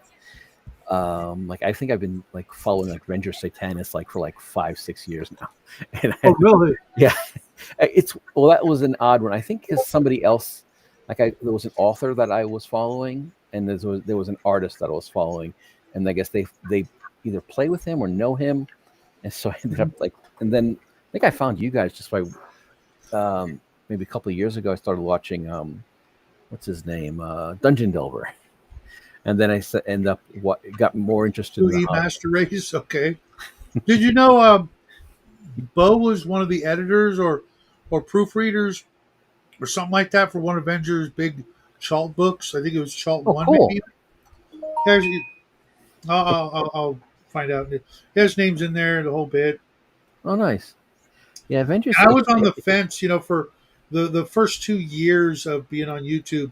I heard his name mentioned by people, and I'm like, yeah. Me and my boy were like, yeah, he sounds probably like he's Edge Lord. yeah. Well, maybe he believes or is into the aspects of his name that but I'm pretty sure he doesn't. He's got 6 kids. Yeah, Uh, yeah. You see the name, and then you see him like in this nice kitchen with the granite. It's like, oh, I'm inspired to make this, weird eldritch shape in it or something. And yeah, and having talked to him many many times now, which it was I was talking to George from Emperor's Choice today, and if you would have told my younger young 12, 14-year-old self, if I'd have gone back in time and said, someday you're going to be working for the Arduin company, it's not the name of the company, but you know, Yeah. I would have never believed it. But uh, now I am. So is my son. And if you're really into this hobby or the other hobby or whatever, and you stick to it and you reach out to the people, and you never know what might come of it. Yeah. It's really absolutely amazing when I think about it, because you know back then Arduin was this little underground indie little booklets for helpful advice on your D&D game. Nobody knew about it. Nobody knew what it was. It was just like uh, just completely the opposite of mainstream when it came to the gaming Yeah. community and the games that were available out there. It looked cheap and cheesy and barely worthy of the money that was on the cover, or whatever the price tag was. And now there's some of the most expensive game paraphernalia you can buy, per you know Travis. No, because I don't get the food stamps, so I am worried when the wife and I go shopping, that I'm going to have to carry something to make sure people don't get too crazy within my immediate vicinity. But yeah, Yeah. the original Arduin books went for like $5-7 a piece, back in the '80s, Yeah. and now they can bring in a couple of $100 each for one of those old little pamphlet books. It's Yeah. freaking crazy. Yeah. I remember, like I think like for me it was just D&D, AD&D, I guess it was probably at the time. Which I didn't even understand what was going on. Like it was like basic, and then there was expert, and there was AD&D, and we just thought like, oh, it was just kind of like a tutorial. Like you start out with basic, you go to expert. But I guess now I learned now it's like it's not exactly what what I had thought. But Hmm. that's how it worked out for us at least, which kind of made sense in some ways. Kinda. And then like in college, kind of didn't really play much at that age. But I remember somebody telling me about Palladium, and I'm like, oh, that sounds so cool. I mean, there's something other than Mhm. Dungeons and Dragons. I actually I'm in a this Thursday. I'm in a one-shot Dead Rain Palladium game with Nerdy Ogre and a few other friends. Oh, neat. Yeah, I literally counted last Thursday. I've got like 60 Palladium books down here. You can't see. What's my THACO? It's probably like a 6. What is an G? What is the OSE GM eat for dinner? Or wait, OSRE GM eat for dinner? A thaco. We had chicken cordon bleu and pasta. It was awesome Oh, because I nice. made it. But yeah, I remember when I first discovered Palladium. It was the first book I picked up. I don't remember how or why. I think it was at a garage sale or a swap meet. Was a Teenage Mutant Ninja Turtles book called like Transdimensional Teenage Mutant Ninja Turtles, and I picked it up because it had some stuff on time magic and stuff like that. And then I started looking at the other Palladium books, and that's when Rifts came out. And Hmm. I saw it, I grabbed it, and we didn't use it to play Rifts because we already had this big campaign world, but it had things that I could use. And then I just started picking up Palladium book after Palladium book, mostly playing a weird version of Heroes Unlimited, but in Hmm. space. Yeah, I remember that whole. I was watching what's his name, Max Liao, and he was Hmm. like doing like I guess he does those videos where he talks about various systems and stuff. The whole Yes. time, the whole time magic system of like the of that stuff, like where it's like a circular loop within another loop, and you kind of got to make them line up or something, and you kind of to see how you travel. It was kind of pretty. I'd never even like heard of anything like that. It was pretty imaginative. Yeah, I just never got the appeal of playing the anthropomorphized animals. I've Hmm. never wanted to do that. I've had them as NPCs in games I ran, just to have some weird kind of NPC here or there. But like with I think it's Dragonbane, you can run like humanoid ducks, like Howard the Duck. And I'm like, yeah, it's cute, whatever. Yeah. Or Oh yeah. there was another game. I think it was Bunnies and Burrows by AFG Fantasy Games Unlimited. People who made Villains and Vigilantes and Bushido. They had a game where you played animals. It was kind of like Watership Down, the role playing game, Uh-huh. which I've never seen the cartoon, but I hear it was like pretty brutal. Yeah. And there's like those like kind of yeah like kind of fable-y kind of Hmm. fairy tale animal games Sure, like Desperado. like Robin Hood, the Yeah, yeah, the Disney version, which was the yeah. And you're first like, movie I ever saw in the theater as a kid. And ah, Robin Hood's like one of my favorite characters of all time. I've got two different copies of Robin Hood right here, um, that I've had damn near all my life. And it's weird. They're two different authors, two different companies, and they have the exact same horrific ending. So there is within the lore a very specific way Robin Hood leaves this world, so to speak. It's not it's not pretty at all. It's one of the most uh, tragic ends of any character I've ever read about. oh, I did not know the end. I guess most versions of Robin Hood, the Hollywood ones. Yeah, no. According to these books, I forget exactly how or why, but I think between the sheriff or something, uh, the sheriff has like these nuns Hmm. trap him in a room a cell somewhere, Hmm. and they slice his wrists Oh gosh. and leave him to bleed to death in the cell, Oh and he's almost dead, and Little John comes in to try to rescue him, but it's pretty much too late.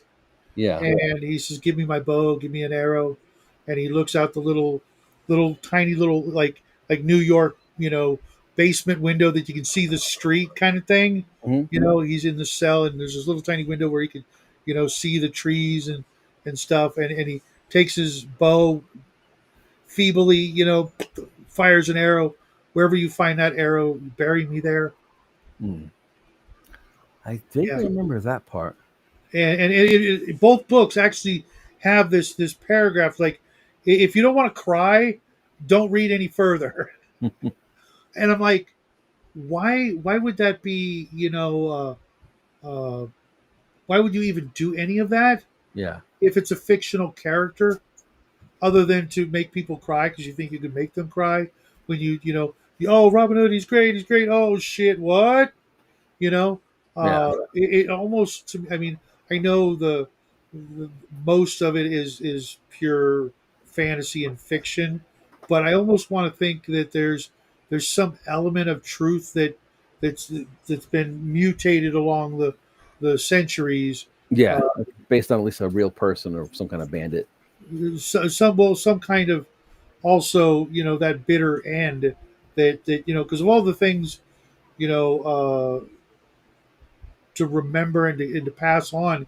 It's usually the end of the story, which is the easiest part to remember because it's the last thing you heard. So that when you Hmm. tell word of mouth the next person, well, you remember that end really well. Yeah. Everything leading up to that may transmogrify as you're telling the story, but that end is Yeah. potentially the most memorable thing because of it being the last thing you heard. Yeah. And in the end, this it's always set with a time of Prince John. So Richard's the king. He's been Mhm. kidnapped by I think some German noble on the way back from the Crusades. He's on the way Like back. So August Warner or something like that. yeah, well, so I see I lost my track. Sorry. So yeah, he's coming back from the Crusades. He gets kidnapped. I forget by who, and everybody's like trying to pay the ransom. That's the main reason he kidnapped all. Nobles would kidnap other nobles just for the ransoms. Sure. And so John's basically like, "Oh yeah, I can't get any money to get you back. So too bad. And I guess this is the kind of that era that John Robin Hood take place is supposed to take place in, and it makes sense. And he then, of course, eventually Richard does come back. I think it might be in the Ivanhoe novels as well. Uh-huh. That kind of whole situation, and Richard comes back, becomes king, but then like he dies and with no heir, and of course John is king again, and was a real bastard apparently to Yeah. all the other nobles. What's up, So it Coco? would make sense that probably if anybody was like up against John, Prince John, or eventually King John, they would have not met a good end. Hmm. E- Even when the nobles they all kind of rose up and made him sign the Magna Carta, he went back to his shenanigans afterwards.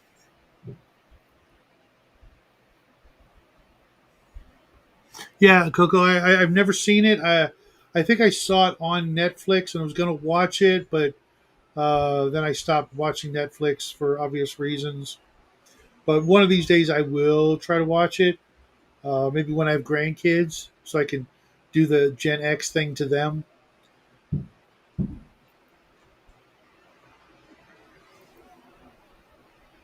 But it's amazing. There are I could name off like 3 to 5 different RPGs that are that kind of idea of whether you're playing, like in Pugmire, you're playing dogs and cats Oh after yeah, humanity disappears. There's the Planet of the Apes. There's uh, bunnies and burrows. There's that game from Two Little Mice. It's kind of like remember the Littles? Little sounds It was familiar. it was like a kids Like Stuart Little. series. It was like these little fairy people that lived in somebody's house, but they were like this big. Okay, They yeah, yeah. they were like humans, but like this big. And got into adventures, and only like one kid in the family in the house knew about them, and everybody thought he was crazy, and they'd always run and hide and that kind of thing. Of games like that where you're playing, really small, intelligent creatures in a world full of biggins, or something like that. Teenage Mutant Ninja Turtles, where everybody's some sort of mutated animal, or just like There was a we did once play it was an overlay of 5e. Like it was pretty much like 5e, but like the classes were like the classes and races were just different animals. mhm. So like you were like a rabbit or you were a owl, and you had it was I actually think pretty fun. a game called Quactica, which is a mythical planet where there's intelligent ducks, intelligent squirrels and rabbits, and they're all like in this big war. Because the ducks are the evil ones, because ducks are evil in the real world. If you don't know, trust me, they are evil. Um, and there's like turtles and rabbits and I kid you not, the book's like this. It's like 4 inches by 4 inches, about 40 pages, but I I could run it. I really wouldn't want to, but I could run it and it would be fun. I could make it fun, but it's just like, who wants to be a friggin' rabbit? You know, uh, I don't know. I remember playing World of Warcraft, and like then they added the panda people in Cataclysm and after Cataclysm, and I guess they existed in the lore, I guess, and they had hints Yeah, of them, they actually but could be accused of stealing that from Arduin. ah, I'm yeah, telling you, dude, Arduin so much is has derived. influenced so many things. Because it came out right after, you know, right during the original white box, Hmm. and it added to that, but it just a different guy's take on a bunch of things like the critical hit rules. Hmm. Were as far as we know, there might be another company that did something similar, but Arduin's like kind of the granddaddy of the critical hit and fumble rules, and so many other little weird things that they did first, and then unfortunately, Hargrave died in like 1985, and if it wasn't for a few people making sure that his legacy lived on, it would. I'm sorry, Chewy. It would all just have been forgotten except for a few DMs who'd be hoarding those books and using their wicked secret twisted knowledge to make Hmm. their RPGs more exciting and more deadly and more dangerous and to be honest more fun. Hello, what do you want, dog? What do you want, dog? I know the only reason you're in here is because you saw me bring a bag of popcorn up into the studio, right? Ah, He's been sitting here for 2 hours because when I came up to the studio, I brought my bag of popcorn. And now he's going to leave because his feelings are hurt. I swear the dog understands every word I say. oh yeah, yeah. Mine is. She's like when she doesn't do anything like you that you want her to, like or tell her to. It's usually because she just doesn't want to. Like she knows what I'm saying. She Mm-hmm. just doesn't want to. Mini Warmut, did you hit me up on Discord? Because I'll do the Discord things, and we can stay in touch more often. Because Mini Warmut is off to create episode 2 of the Whispering Delves. Mwah. I'm gonna do something weird and mix it up. So the color scheme I'm gonna do slightly different. On Okay. this guy, I'm gonna swap the locations of the purples and the blues. So we'll see what that looks like. He'll probably look more like Skeletor, but I guess they don't all have to dress the same. What was No, no, no. And I am going to do something terribly, terribly mean. I'm going to open my bag of popcorn, knowing that my dog has super hearing, Oh and he gosh, will yeah. be back up here in 5 minutes.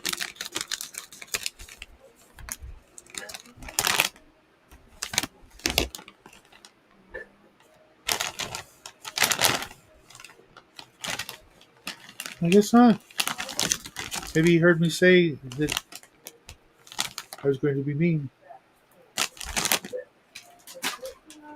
The thing with my dog is she knows I'm the only one who actually responds to her needs, Mm-hmm.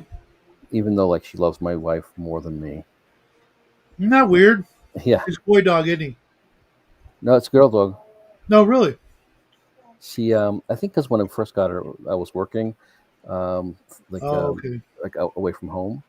Because like So we bought Chewy for Jackie as a little boy, but Jackie was at school all day, yeah. and Jackie loves him the most. I take care of him the most, and since I'm the alpha male, hey, what's up, Bloodworth? He's following me around everywhere I go all day long, every day. But then when Mama gets home, he goes hangs out with Mama Hmm.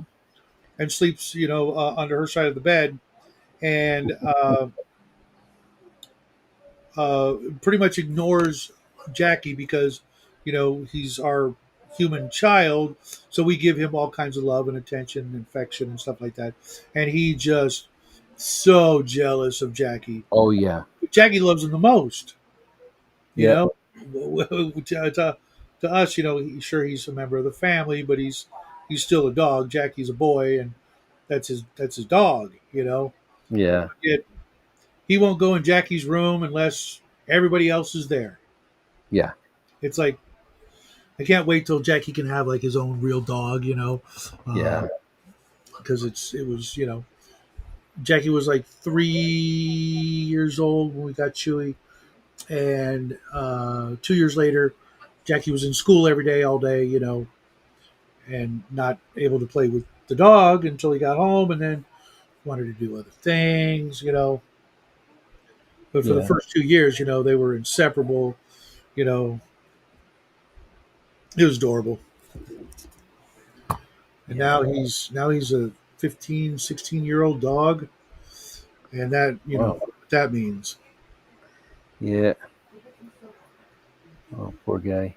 Yeah, well, he still can run and jump, and he doesn't act like an old dog, except for when his feelings get hurt. Yeah. Uh, but he's still pretty spry, but he's not gonna be around in 2 years. The likelihood of that is pretty slim. I'm not sure how old mine is. I think she's like 7. No, you got plenty of time though. Yeah. He's a sweetheart.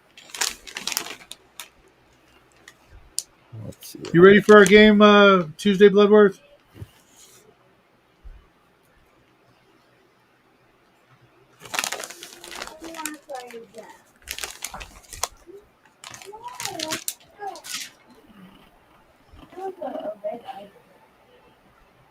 It'd be good to game with Kelly again.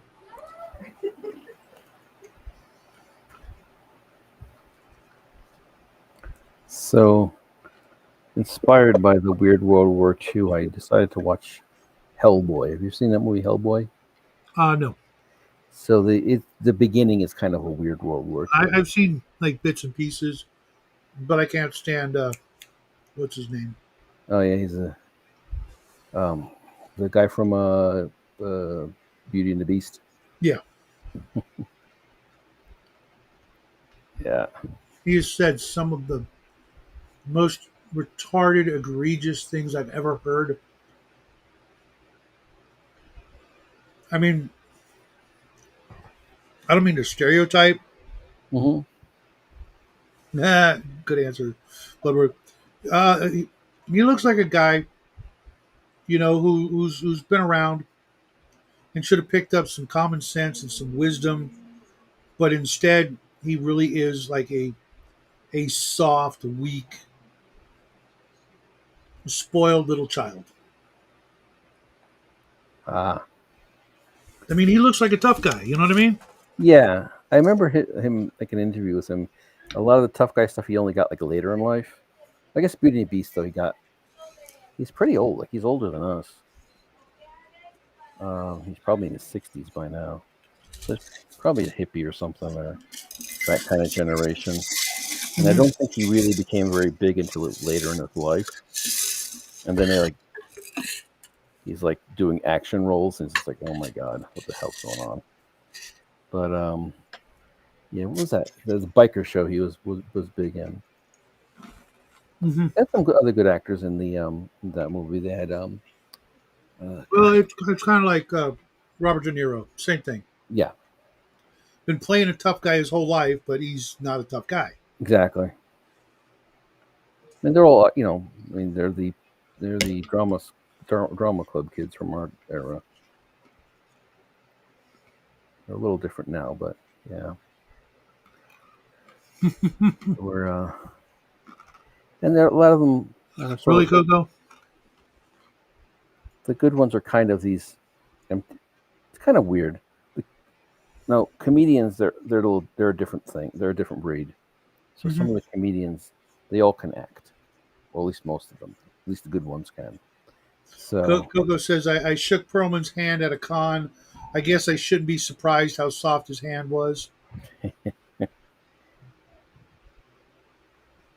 I was watching. You ever He's see the? 75. And Pale Cinder says, the kind of guy to use the hotel chair next to the bed.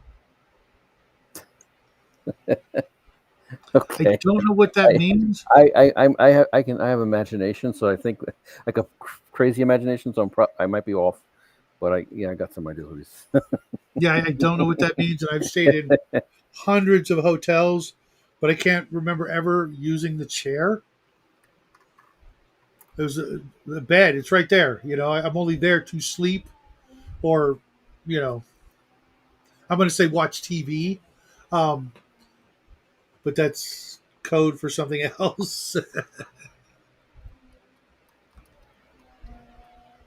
Okay.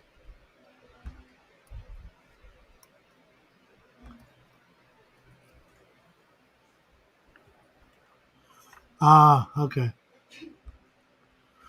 Gotcha. Okay. That's even worse than what I was thinking. Um, 75. yeah. We grew up when the stars of our youth. Cinder, you hit it right on the head. Perfect. My brain was not even going there, uh, but that's hysterical. That you guys both had the right answer. Apparently, um, we grew up with actors who had done real things. They did their own stunts. They got beat up. They took punches. On accident or after shooting. They were badasses. That got the parts because they were badasses, not because they were really good at pretending to be badasses. Now you've just got people who can make an upside down smiley face look really menacing, and they get the job. I don't know. Yeah. So, I guess one thing with the good with actors, just regular actors, is they're kind of this empty vessel. I think maybe that's what the cause of Hollywood is. Like they're sort of they can pour whatever personality into it. So they're Mhm. I guess also highly influenced by those around them. So in Hollywood, it seems like it's just infected with I guess socialism and things like that. And despite like they don't see the irony of like being paid $1 million to pretend to be something and living in like some of the worst, I guess, Mhm. by the terms of the socialist, the sort of income disparity in their state. They don't see it, but somehow they just kind of pull in that persona from the people around them. I guess I don't know, and And they're I want to say it kind of sounds mean because I don't really want to be mean. Like they're not empty people. They're not like NPCs, but I think they're able. Their personality just sucks up what's around them more easily than other people's, which makes them better acting, but also makes them parrots of idiots and bad ideology. Bloodworth says, I had to shake Bill de Blasio's hand once, former New York City mayor, and his handshake was so weak it was repulsive to me. Well, Bloodworth, that's because you did real stuff, in the real world, man stuff, stuff that required to have an ounce of testosterone or more, whereas de Blasio apparently gave his up at an early age. Didn't quite transition, but Marxist men are always physically and emotionally weak. Uh, 100% in agreement there. Uh, I, I don't know what happened uh, in our lifetime to make that so attractive. I mean, growing up as a kid, pinko commie scumbags were, you know, despised by everybody, and then now they're everywhere again, and Yeah, I don't well, I guess you can go into like the whole economics of it, but it's just they don't. Nobody understands like all those things like they ask have to for come from make somewhere, right? yeah, and it makes more of what they're saying is bad. That's the sad bit. It's just like, oh, we need more of this or that, and it's like, oh, then the prices go up. It's like, oh my gosh, income Yep, disparity. We need to have a minimum wage of $30, and it's just like, okay, oh my god, we need to have a minimum wage of $60 because now some people are even richer and not us. Like, it's like the guy had that was a millionaire that would say he had $30 million. Now he's got $60 million and all that stuff. It just yeah. people. I mean, Like Obama is the biggest fraud. He basically lent money at 0% interest rates to the wealthiest people in this country, and everybody think, and he's the socialist. Of course, he is. He's a socialist, but that's what they do. They just, they're just consolidating power to a few. and wealth too. Yeah.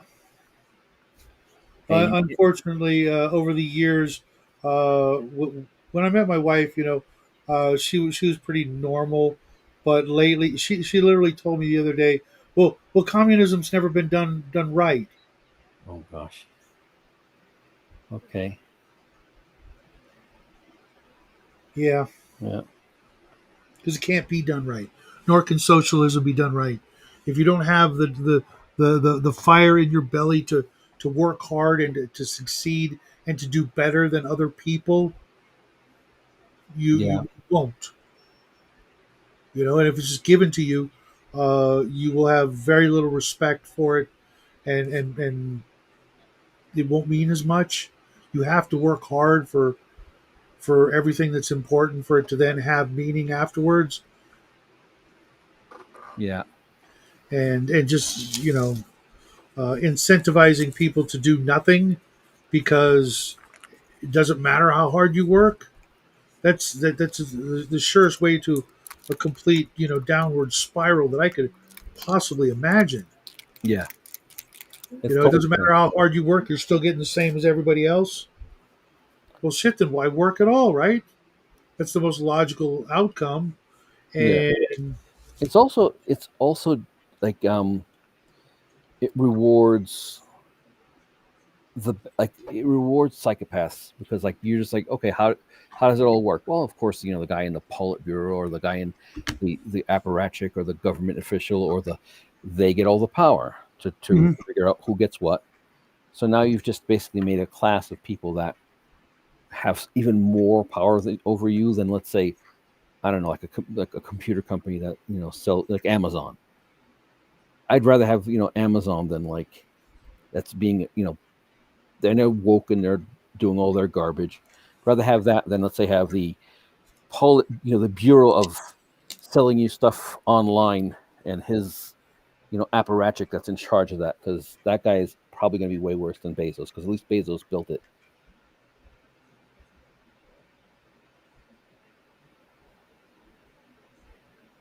All right.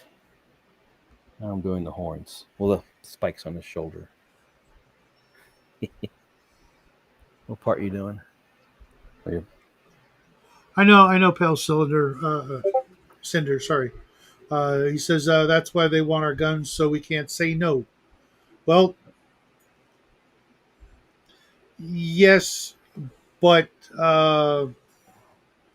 even if we didn't have them, if they magically disappeared, uh, there's folks out there that don't need them to be, dangerous.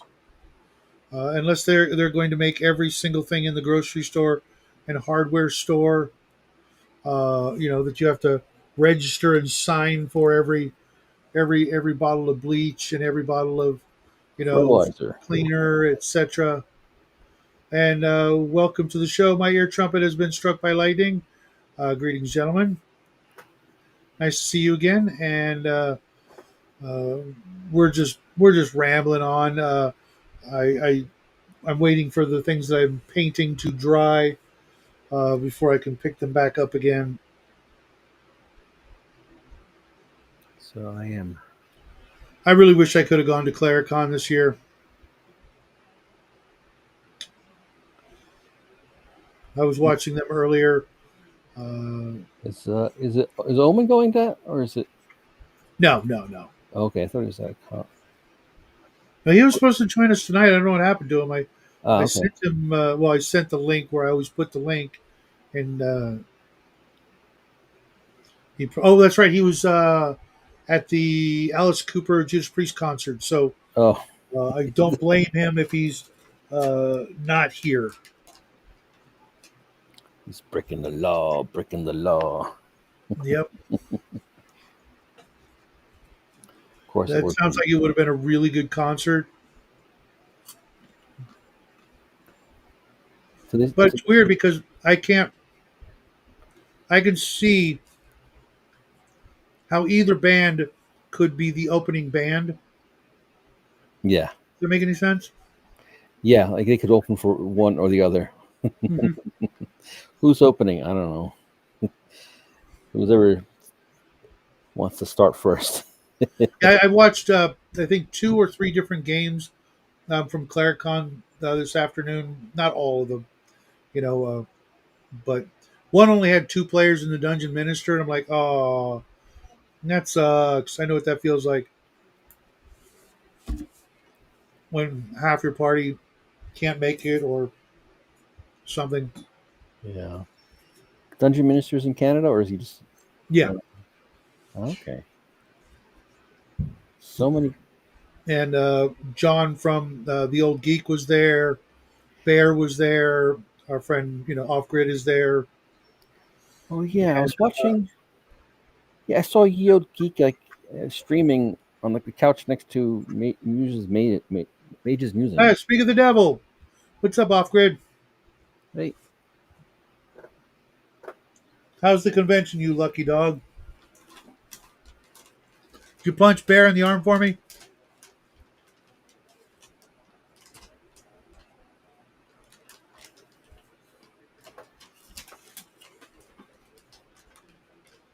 Because if he was there, I'd do it myself.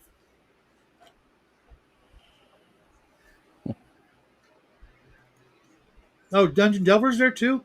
Wow, I would. I didn't know that. I just met him like last week. He seems like an okay guy, I guess.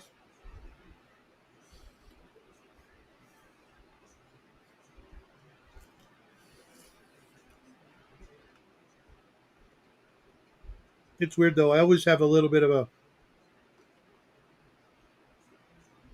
that would be risky. Why would that be risky?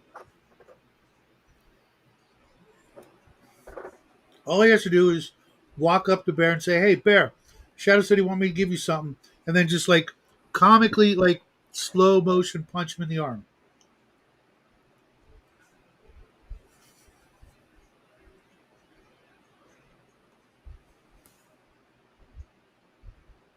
Come on, that would be worth.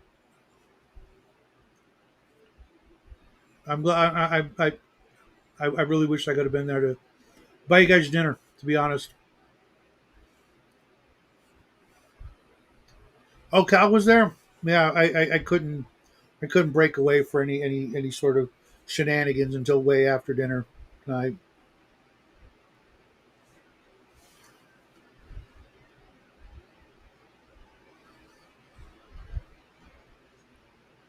but with any luck, next year will be way different, and I can take a nice long, slow train ride out there. Amtrak. Mm-hmm. They don't have really any good conventions here. Pardon? They don't really have any good convention here. I think they have one called Genghis Khan in February. It's a good name, but I don't think it's that popular. I could be wrong, but one of the players, at the OSC game I play at, he runs a couple of games at that. Genghis Khan.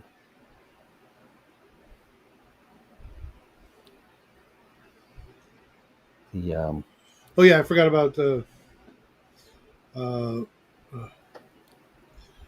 Sean and Grumpy. Yeah, one of these days, man. Maybe next year. And if so, I won't run a damn thing. If I'm traveling run, like that far, I'm not running a game. run Arduin. Maybe, but I really, really don't like one shots, and I know that's what conventions are, Mm-hmm. but I don't like going to all that work and then not doing anything with it afterwards. Yeah,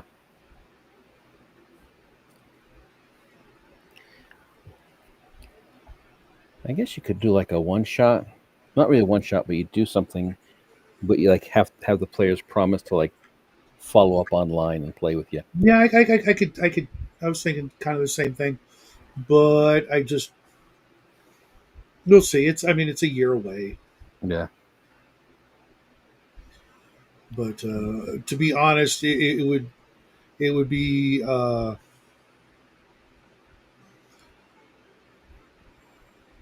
I don't know. I feel like a little intimidated, running games for people like John and Sean.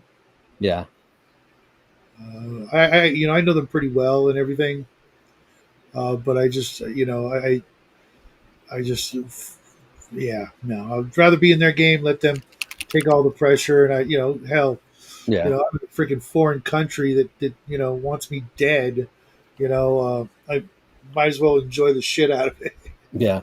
I think yeah, I'd be intimidated by like basically playing with like forever GMs. Like they're Right? that's one of the fun parts of my game is the other players actually have more experienced GM than the GM of my OSC game. But yeah, and he's great to play with. He's always had some good funny things with his character, and he knows a lot about OSC. He's pretty knowledgeable about the rules about that and about other games as well. And just a generally Mhm. fun guy. Yeah, I like that off grid. That's why I'm trying to organize the Arduin Con and ShadowCon over the next 2 years. If Jackie is away at school or something like that, then I can you know justify traveling, getting like a motorhome or something, rent it for 3 months and go from state to state.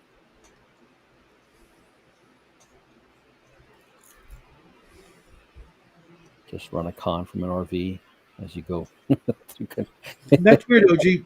I love hotels, always have. I remember the very first hotel I ever stayed in. My dad had this convention he had to go, and it was in the same state, only like an hour and a half away from where we lived.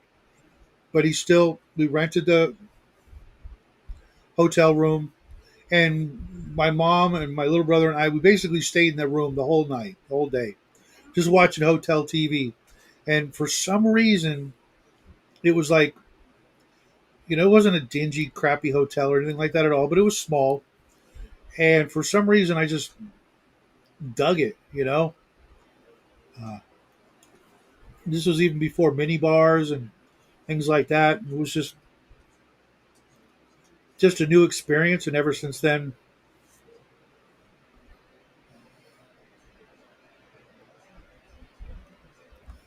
Hey, what's up, Cal? That was a fun game. Yeah, I died, but it saved others. Yeah, Off Grid died too. Was it the same game?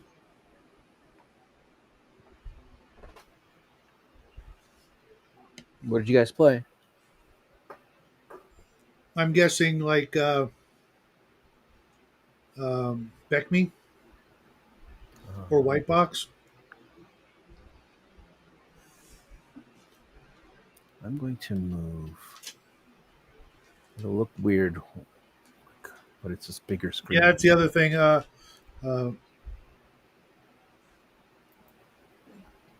I tend to run AD&D, which means I got to bring 10 freaking hardcover books with me.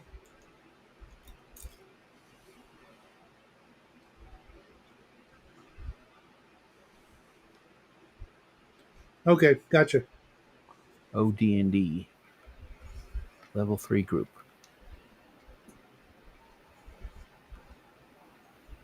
All right, I'm going to go a little weird with this.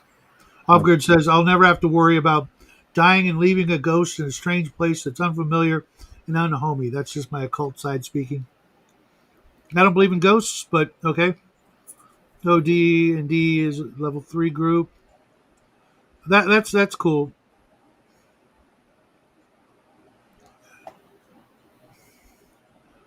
I thought you died in the first game. And Coco says, yeah, I was going to go to Claricon, but some family stuff came up. I had to cancel.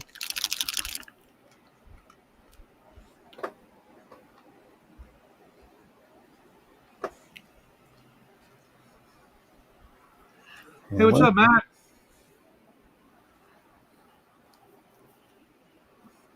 One thing about being in the west part of this country is just like everything else is so far away. Like I Bill couldn't runs possibly. AD&D and a lot. And our good friend Matt from Barrels and Borderlands says, "Great to see some painting. I'm painting some Arduino minis on Monday." Yeah, I there are some really nice Arduino minis coming out. Uh, I'm actually taking a little break from painting because my stuff is drying. I am working on this one. Show some of you new guys. It is. Hold on. Where's my white card? Where's my white card? This will have to do. It's not super white, but it'll do.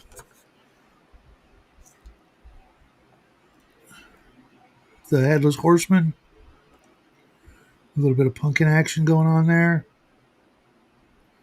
Trying to Yeah. make trying to make the horse look ghostly and spooky, but I'm waiting for a technical paint that should uh, brighten up the green fluorescence of it.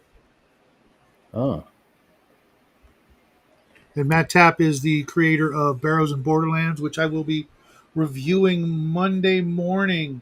So stay tuned. I'm gonna do a really thorough review of it. So be prepared. I'm gonna have a probably 20 questions and a whole bunch of my own personal opinions. Um, my LN, I'm guessing you say Elven Wizard cast light on a cutlery blade so the party could go past me. Thanks, Matt. Yeah, I had to get that one 3D printed because I looked everywhere for a headless horseman mini, and the only one I already had was this clear blue plastic. But it's really hard to paint because I mean it's clear plastic for a reason to make it look ghostly and apparitional. But you put too much paint on it and you wasted why it was in this kind of plastic to begin with. uh-uh. Look who's talking, Cal. Everybody knows you. You're like literally like the most famous YouTuber we know without a channel. Seriously, dude. Yeah. I've known Cal. He discovered my channel what over 5 years ago now. If it wasn't for him and Grim, I wouldn't have met any of you guys. We would have just been making videos, and that's it. Never talking to anybody except in the comment section. He's like, "No, you got to go over these channels and start talking to them. Get on their show." And I'm like, "That's a thing? People do that?" I mean, Yeah. literally, guys, 5 years ago, I didn't use YouTube for anything but like I said, every like 3 to 6 months, I would go on YouTube, watch Earrings Twilight Zone music video, and then turn it off and go back about my business. I thought that's all it was for was watching videos of things you could watch anywhere else. Yeah. The uncensored version, which we never saw on Mhm. MTV. It's funny too because that video has been censored in multiple states and countries for different reasons. One, the obvious one is that the tig old bitties. Yeah. But in Texas, for a while, they had to actually censor out the revolver. In Texas. Well, oh, I that's know that blew my mind. the interesting thing. And I've probably mentioned on the show before, but anybody who's new in the audience and hasn't heard me say it, that video is older than the movie Born Identity. Born Identity is a book from Hmm. like a spy novel from the 80s. But for the movie they updated it like a decade later to the 90s.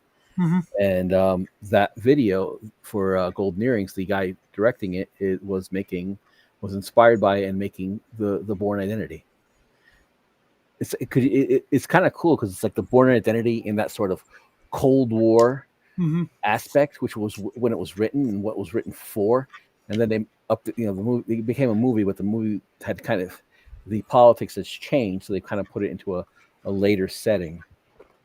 It had to like update the set, the politics of it. Such an underrated band. Boom, boom, boom, They boom, they boom, literally boom, boom. they started out in like 19. I want to say like 1964, and from that point on up until 2015, they were performing 250 days a year for my almost my entire lifetime. And the only reason they stopped was because the drummer finally passed away after all those years. And they put out some phenomenal music. I saw them open up for Rush at the Long Beach Arena, and I enjoyed their.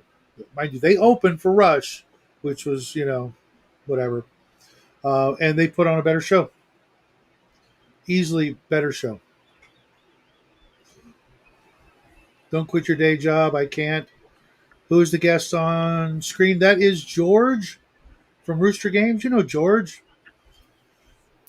He runs our Star Wars West End game on Saturdays, and oh yeah. You're right. That's a very good point, Coco. We need one or more players for Savage Swords on Wednesday. We lost two of the four. Uh, DM Beelzebubba had to bow out because of health and family issues. Bloodworth had to bow out because of family issues, and we're down to two players on Wednesday, and I've got six or seven on Friday. Yeah, George Ergerog. That's Yeah, not my real last name. yeah. That's just George, not even spelled backwards, just Just a mixed up. jumble. I Yeah, think. I but think. George has been with us forever. He does all the really cool thumbnails on my channel, all done by George. All the God Wars art done by George. Uh, They're AI. So yep, it's still I it's can't really. I think AI was almost like made for me because like I wanted to be like an artist when I was like in high school and stuff. But then like I'm not gonna be a starving artist. So I went into like architecture school. AI I'm was for okay. a lot of people. I mean, look at Bear and his radio Mhm. channel. Now he owns his own radio station. Yeah, yeah, and like and one of my like when I try to do I'm not a musician. I don't really know much about music. So when I try to do the Suno and stuff like that, the Sunos, the AI music, I'm not very good at it. But Bear, I guess he must have some kind of knowledge or just a love of music. But at least I Hmm. kind of have that. I don't know what it is. I think that I know the vocabulary of art. For so pretentious by saying that, but I kind of know the vocabulary. So it's like I think I I do get a it, little Cal. bit No worries. easier with it. With the AI art, I have a little easier time, though it is very frustrating to get it to do what I want. And off grid, believe it or not, uh, the 2 man party and your game on Fridays, they're now at the exact same location, even though you guys did completely different things. They're both at where um, Purple. Jared had killed the Sultan's daughter, one of the ladies in waiting, and painted her picture on the wall of the estate with her blood after he slit her throat and then jumped out the window to his waiting horse and sped off into the night. Both groups are now getting ready to chase his ass down. I was thinking about seeing if the Wednesday group could come over and join the Friday group, but I don't think I can do it with 8 people. Um, yeah, it's just it doesn't seem right for a Conan esque story to have 8 heroes in there. It's kind of more geared for I want to say 3 to 5, but we'll see. Uh, but I'm going to do a video this week, maybe Monday, or a community post to recruit some more people for Wednesday's game.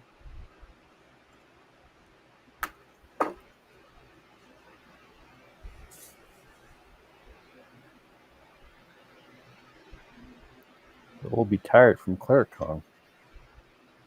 Mm-hmm. Oh my god, I can't even imagine coming back from that, having to take a train.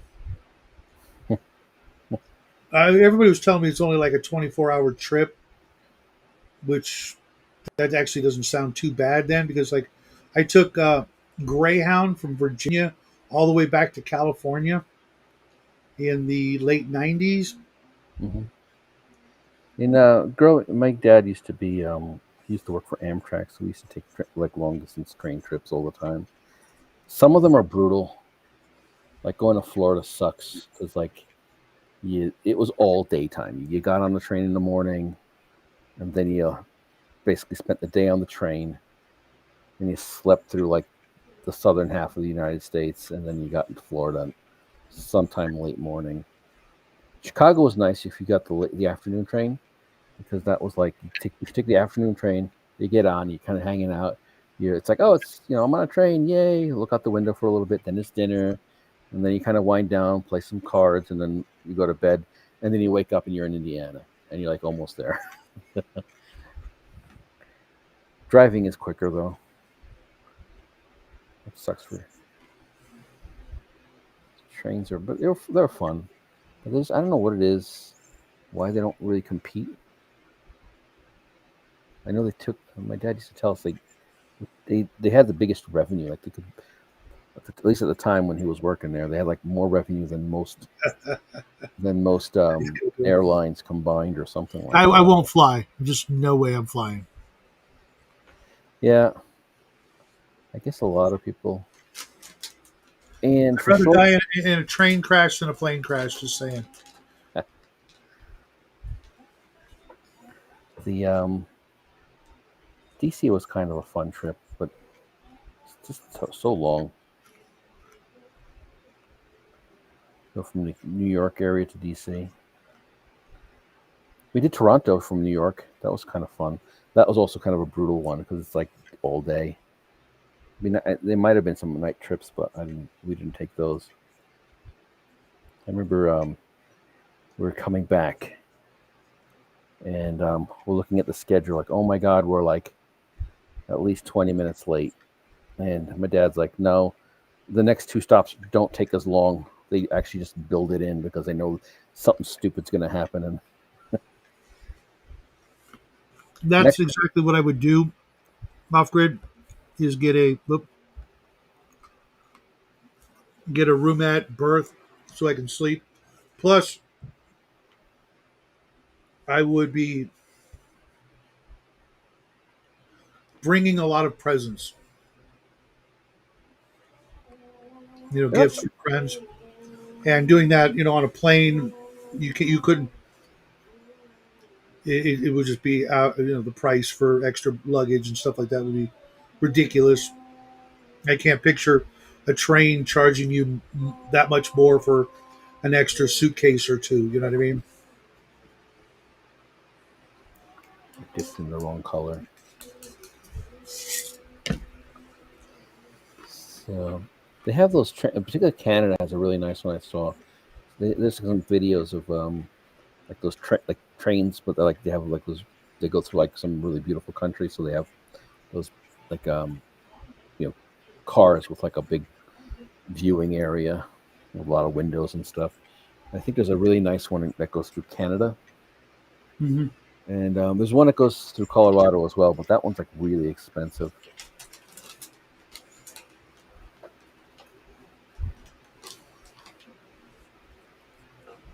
It'd be a kind of cool thing to do.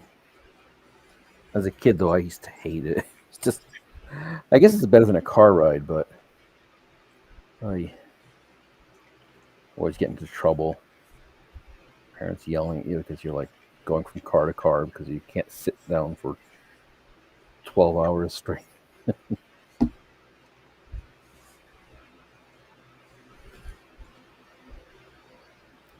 food Yeah, was, it just seems like a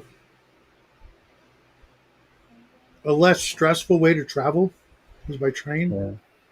He used to be a cook on the train, a chef on the train, and they that's where they beat the one way they beat the airlines. Better food. Mm-hmm. And what you could bring on the train was less regulated, Yeah. like alcohol and things like that. Mm-hmm. And it's very hard for your luggage to get lost because you're in charge of it the whole time. Yep. All right. This guy's looking pretty good. Mm-hmm. Let's see. I'm not done yet though. The see any good movies? I saw the horror movies that I did reviews on. Mm-hmm. I just got Cull the Conqueror in the mail. Ah, okay. The one with Kevin Sorbo. Hmm. Well, that's But cool. I'm waiting until next month to watch that and review it for Atlantean Autumn. Hmm. And I found my copies of the Timaeus and the Critias also for that, so I can go back to the original source being Plato Hmm. and see what he actually said about Atlantis. I'm guessing it's like 3 sentences in each book, you Yeah. know, and then people just freaking over the thousands of years just, blew it all out of proportion. Hmm. Yeah. It's supposed to have tale passed on by Solon. Solon was probably a generation or two before Plato, probably 100 years or so, and he was one of the kind of he may have been one, I think, the leader of Athens for a bit and helped restructure it at the time. And he had visited Egypt, and I guess the priests in Egypt had told them the story, Hmm. this backstory of the back of the story. Right? The and then I think there's a lot of other things where like, oh, it sounds like the Smith from this other group, and then you're like, oh, well, then that's this. Like, I think like the Could be. Celts might have some kind of Atlantis myth, and yeah, and I think there's other ones. There's like not really, it's not really an Atlantis story, but it's like there's India has something that's like in the ocean that's like a Dwarka, lost city, Dwarka. something like yeah, And they found it. They literally found it. It's right where they said it was, hmm right off the shore, the coast. Just, the water rose a little, or it sank a little, or both, and it's right there. yeah, No big mystery except that the water's all brown, so good luck finding anything there. yeah. Um, Of course, it's India. and What a I go agree, around. Pale Cinder. That we really need to put a stop to that. But maybe with the EBT thing, some of them will drop a couple dozen stone and not Stone. have that problem. Yeah, I think I'm gonna weigh myself in stone. Just don't sound as heavy. Stone's what, 20 pounds? Something like I think 11. I mean, I could look it up. I remember 20, but I could be wrong. But that just makes it funnier if it is. If it's Yeah, less, I just remember what you call it, like Monty Python, just saying 18 stone of pure man. Like, and they were talking about like Cardinal Richelieu or somebody from like the Inquisition or something. I was thinking Red Dwarf when Lister and Rimmer they used the mind swap thing, and then Rimmer was the hologram. I mean, uh, uh, Lister was the hologram, and Rimmer was in Lister's body, and he Mhm. was smoking cigars and eating, Oh giant yeah. tub of mashed potatoes. I gained 2 stone. So I just pulled it up, 14 pounds. Hmm. So somewhere in You're between. both wrong. Yeah, exactly. The so yeah, so let's see, how much is 200 and 210 pounds, and I'm giving myself that. No wait, that's 210 stone. Oh, sorry. It's like what? 210. 15 stone. Oh my god. I'm 50. But if you lose a stone, that's great. So if I lost a stone, how much would I be? All right, off good. I'm actually gonna shut the show down in about 20 minutes. because I've got church in the morning, and I need to do some reading of Matt's book and start taking notes. But it does look like a fun game, Barrows and Borderlands, and I'll be talking about that. Uh, Probably one of the longer videos I've done in a while because I'm going to go through it. A lot of people who've reviewed it, you know, just cover kind of like the basics and skim over it. But I want to let people know what they can expect, what kind of game it is, what are the real draws for me at least in why I like the game. Because I've been looking for a game that's like a cross between Gamma World and Dying Earth and D&D at the same time, which is why I run my AD&D game the way I do. Lots of magic and psionics and magic items and technology all mushed together. Well, I wonder if there probably is a Shannara. Is there a Shannara game?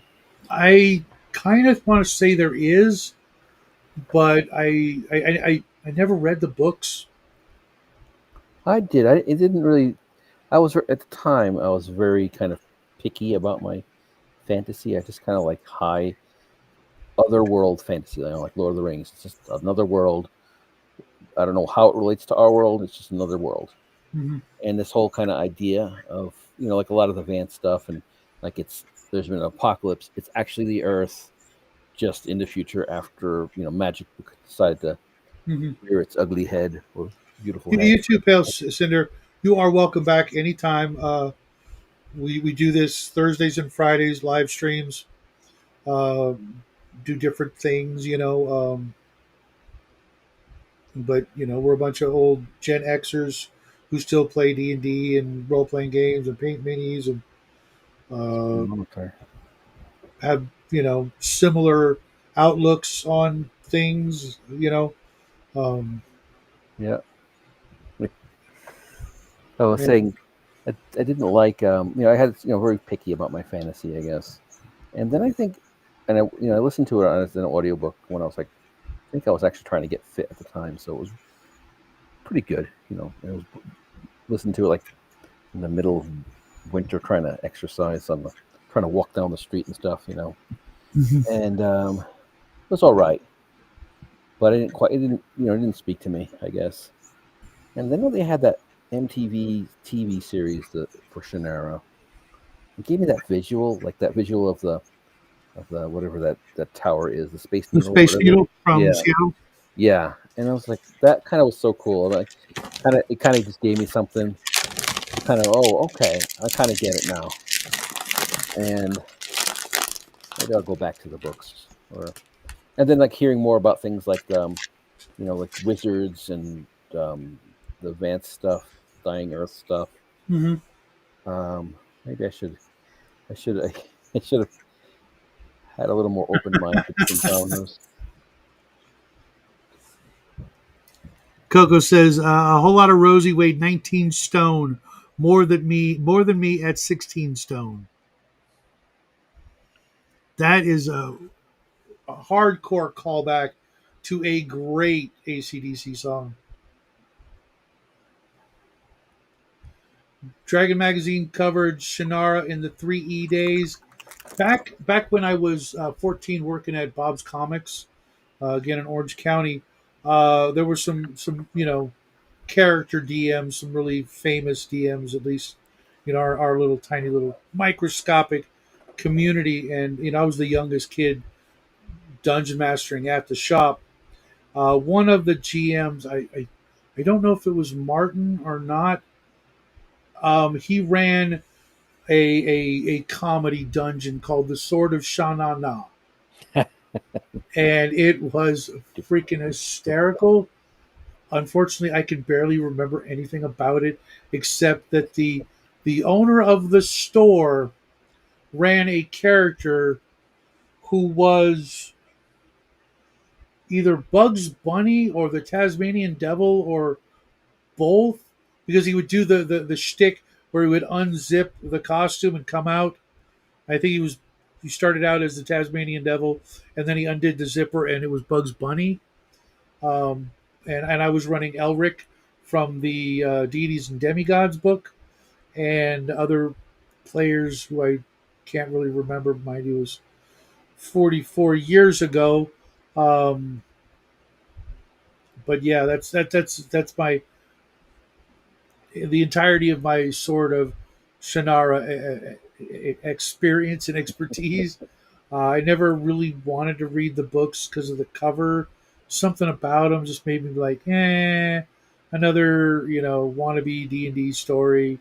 You gotta do still something more to entice me. But yet at the same time, I do want to reread the Ill Earth War, which was actually far more controversial. Maybe that's why. Does anybody remember that? The Ill Earth War, Lord Foulsbane, those books? No. They were freaking huge back in the day. Huge. I don't know why, other than a couple of things that the protagonist did, kind of some sort of awful rapey kind of things he did at the beginning. Wow. My brand had that. I hope that's not why they were so popular. Well, seeing what's popular in the women's fiction right now. Well, I mean, mind you, this was like 1981 through 85. Uh, Okay, like the time of like flowers in the attic. yeah. Very much. I never read that either, but every girl I knew had read that for some reason. Yeah, times haven't changed as much as we thought. Apparently, well, I mean, they've changed. I just never thought they would ever be like that. It is weird. It is weird uh, because like every time I go to the thrift store, there's a new copy of 50 Shades of Grey. Mind you, they only have like one of these rows behind me of books in the thrift store. It's a big thrift store. I mean, it's really big. It's bigger than any of the game stores or most of the other specialty shops in the neighborhood. And every time I go in, I go there to look for used books, and there is always a new covered, new version of Shades of Grey. Yep. And I don't want to read it. I don't want to own it. But apparently, a lot of people want to read it, want to own it, and then don't want it in their collection. Yeah. I mean, consistently, I've seen in the last 2 years probably 15 different copies of it, and no other repeats of anything else except Harry Potter, which tells me that those are either widely purchased and then discarded or just widely discarded. Yeah, Harry Potter. I think it's a lot of people love it, but I don't think like. Well, I guess if you get like a special version of it or something, you're always passing it on to somebody else if they haven't read it. Yeah, Passing it to your little I used brother. to own them, Cocoa Bee, but it was a long time ago, and I didn't know that was in them. And then I was looking around, like, why does nobody talk about these books? I mean, 1984, let's say, every GM at my shop, and we had a good 15, 20 different GMs that would GM regularly at the game shop with big tables. I mean, like 10, 20 people at the tables. And every GM had that set of books. And I never made it through them as a kid. And then I, started doing this stuff. And I was like thinking all the different things that I've covered and talked about. And nobody ever talks about those books. They were huge. And then I looked it up and saw how in the story the main character does some stuff that he probably shouldn't ought have done, but you know, when you're writing a fantasy character who's gonna be a good guy, bad guy, kind of edgy, whatever, and you're writing in a fantasy world, I could see how even Conan did some stuff that was kind of bad. Well, the Frost Giant's daughter story wasn't really a Conan story; they just changed it. But what he was trying to do was kind of, and yeah, I read the first two and a half, almost three books of Gore, and they were nowhere near as bad as people uh, told me. But then I find out it takes a couple more books before they get really, really, really bad. But I mean, different times, different worlds, things are going to be different, and a lot of those things aren't going to be considered or looked at the way we do. And as long as we don't do them in the real world, I can understand how other worlds those things would not be considered as bad as we consider them. But obviously, we're much more morally evolved. Yeah, I was reminded of a movie with Rutger Hauer. I'm sorry, Howell, Yeah. Mr. Howell, Uh-huh. Rutger Hauer, where he's like a mercenary or something. And there was Is this that Lady Hawk? no, it was another one, something like he was like almost like a Lansknecht kind of mercenary bandit type character in like the 1500s, and there was this weird rape scene in it that was like it was just very off. Like now, yeah, you can't really have that anymore. But Mm-hmm. it was the 80s, so Mm-hmm. and the weird thing about it was she kind of seen him from before and was really enamored with him. So it was kind of like, yes, it was, but it kind of wasn't, but it was. Mm-hmm. But he Like was I the said, bad. less than 100 years ago, people wouldn't even bat an eye. Yeah, You know, just the way it is. Just deal with it. That's just life. the he was the bad guy in the end. I think he did get his comeuppance, so that was good. I think it was also one of those weird, how 80s like you always think of like very classical music for fantasy, and the 80s they decided to experiment a little bit with with like rock and roll in sci-fi and fantasy, like Dune had Mm-hmm. that sort of guitar riff from Toto, which was really great, Mm-hmm. but like it just never never stuck. It never became like a thing where like fantasy and science fiction always kind of still falls back to the kind of classical sounds. But there were like Lady Hawk had I think a kind of a rock and roll kind of soundtrack too. It didn't go with the Well, so did Highlander. So did Mhm. A Knight's Tale, which for me, I couldn't even watch that movie because of all the out of place rock and roll music or heavy metal or whatever you want to call it. I couldn't even get past the commercials. Like, I don't want to see a movie that does that. You Yeah, know, it's just Flash it's Gordon. Flash Gordon that worked because it was modern day, so Yeah, you kind of have to use modern day music. But if you're doing a King Arthur movie and suddenly the you know Misty Mountain Hop or Black Dog or something like that comes through the speakers, yeah. it just ruins the immersion for me. We know it had a good soundtrack, and it was they didn't even like make anything special for it. They just used classical That's what I heard, composers. Coco. Was the Excalibur? They used Wagner for a lot of it, and they used Orff. Orff is it? No, I think it's Orff. The whole Camarina Burana, Okay. like sort of like apocalyptic sounding music. Dun, dun, dun, dun, Uh-huh. dun, dun, dun, dun, dun, dun, dun, dun. That's where I first heard it. Was that Excalibur movie from like I think it's 80,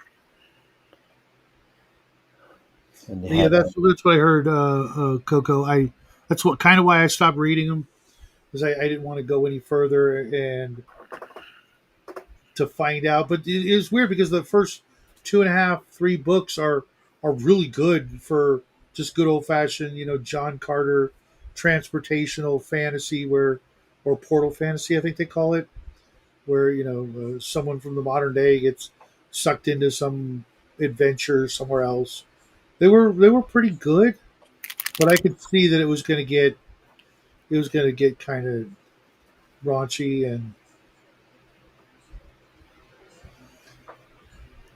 yeah.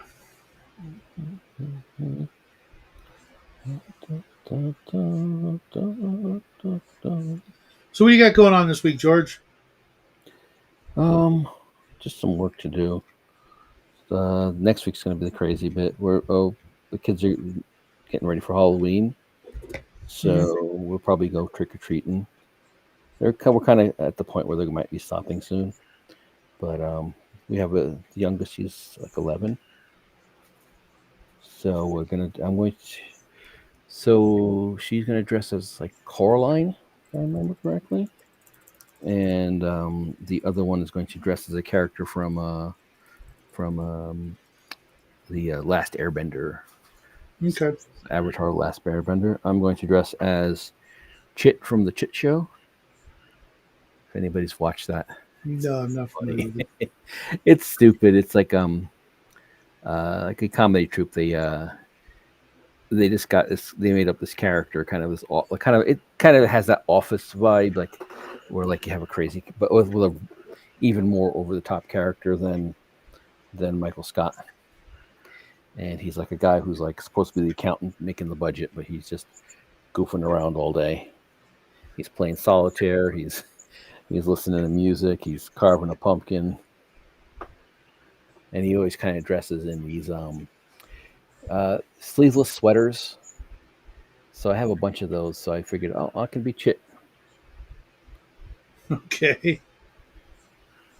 crunching the I, numbers. I I do have my shadow costume. It's just my hat, ginormous red scarf, black trench coat, black gloves. I have a I don't yeah. think I don't think anybody will see it. I'm not going anywhere.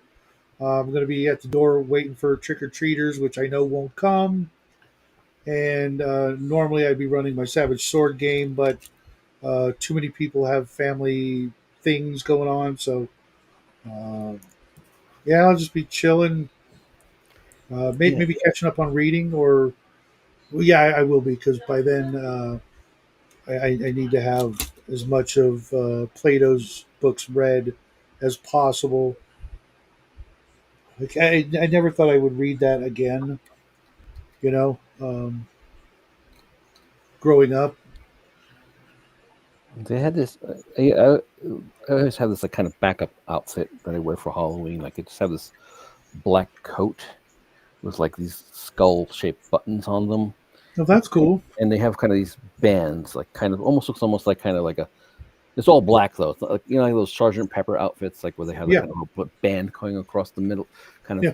So it's just kind of, but it's more fake versions of those things, and they had this cool store. I don't think it's I think they totally gutted that whole street now. In New York City, they had this place called St. Mark's Street where all the punk rockers used to go, and they had like this store with like all this stuff, all these like. But we got it for costumes, but like for like the musicians and stuff, they were just buying it to like wear on stage and things. So that was pretty cool. They had a lot of really cool things at that place. Yeah. Awesome, Cal. Now we will be gaming tomorrow, Cal, and off grid. Uh, Hopefully, Omen will be there. And I don't know about Armstrong. And off grid says the only costume outfits I have for Halloween are full camo hunting outfits for different seasons. Well, if you've got a ghillie suit, then you got kids coming up to the door. You dress as a bush and you scare the living chocolate out of them. But I'm going to say goodnight. I have to get up early. And you guys out there, young, new, and old, I Oh, hope to see you guys oh next no. week. Right, Cal. Have a great weekend. Get some gaming in, but more importantly, go out there and get some fresh air, touch some grass, and I will see you guys all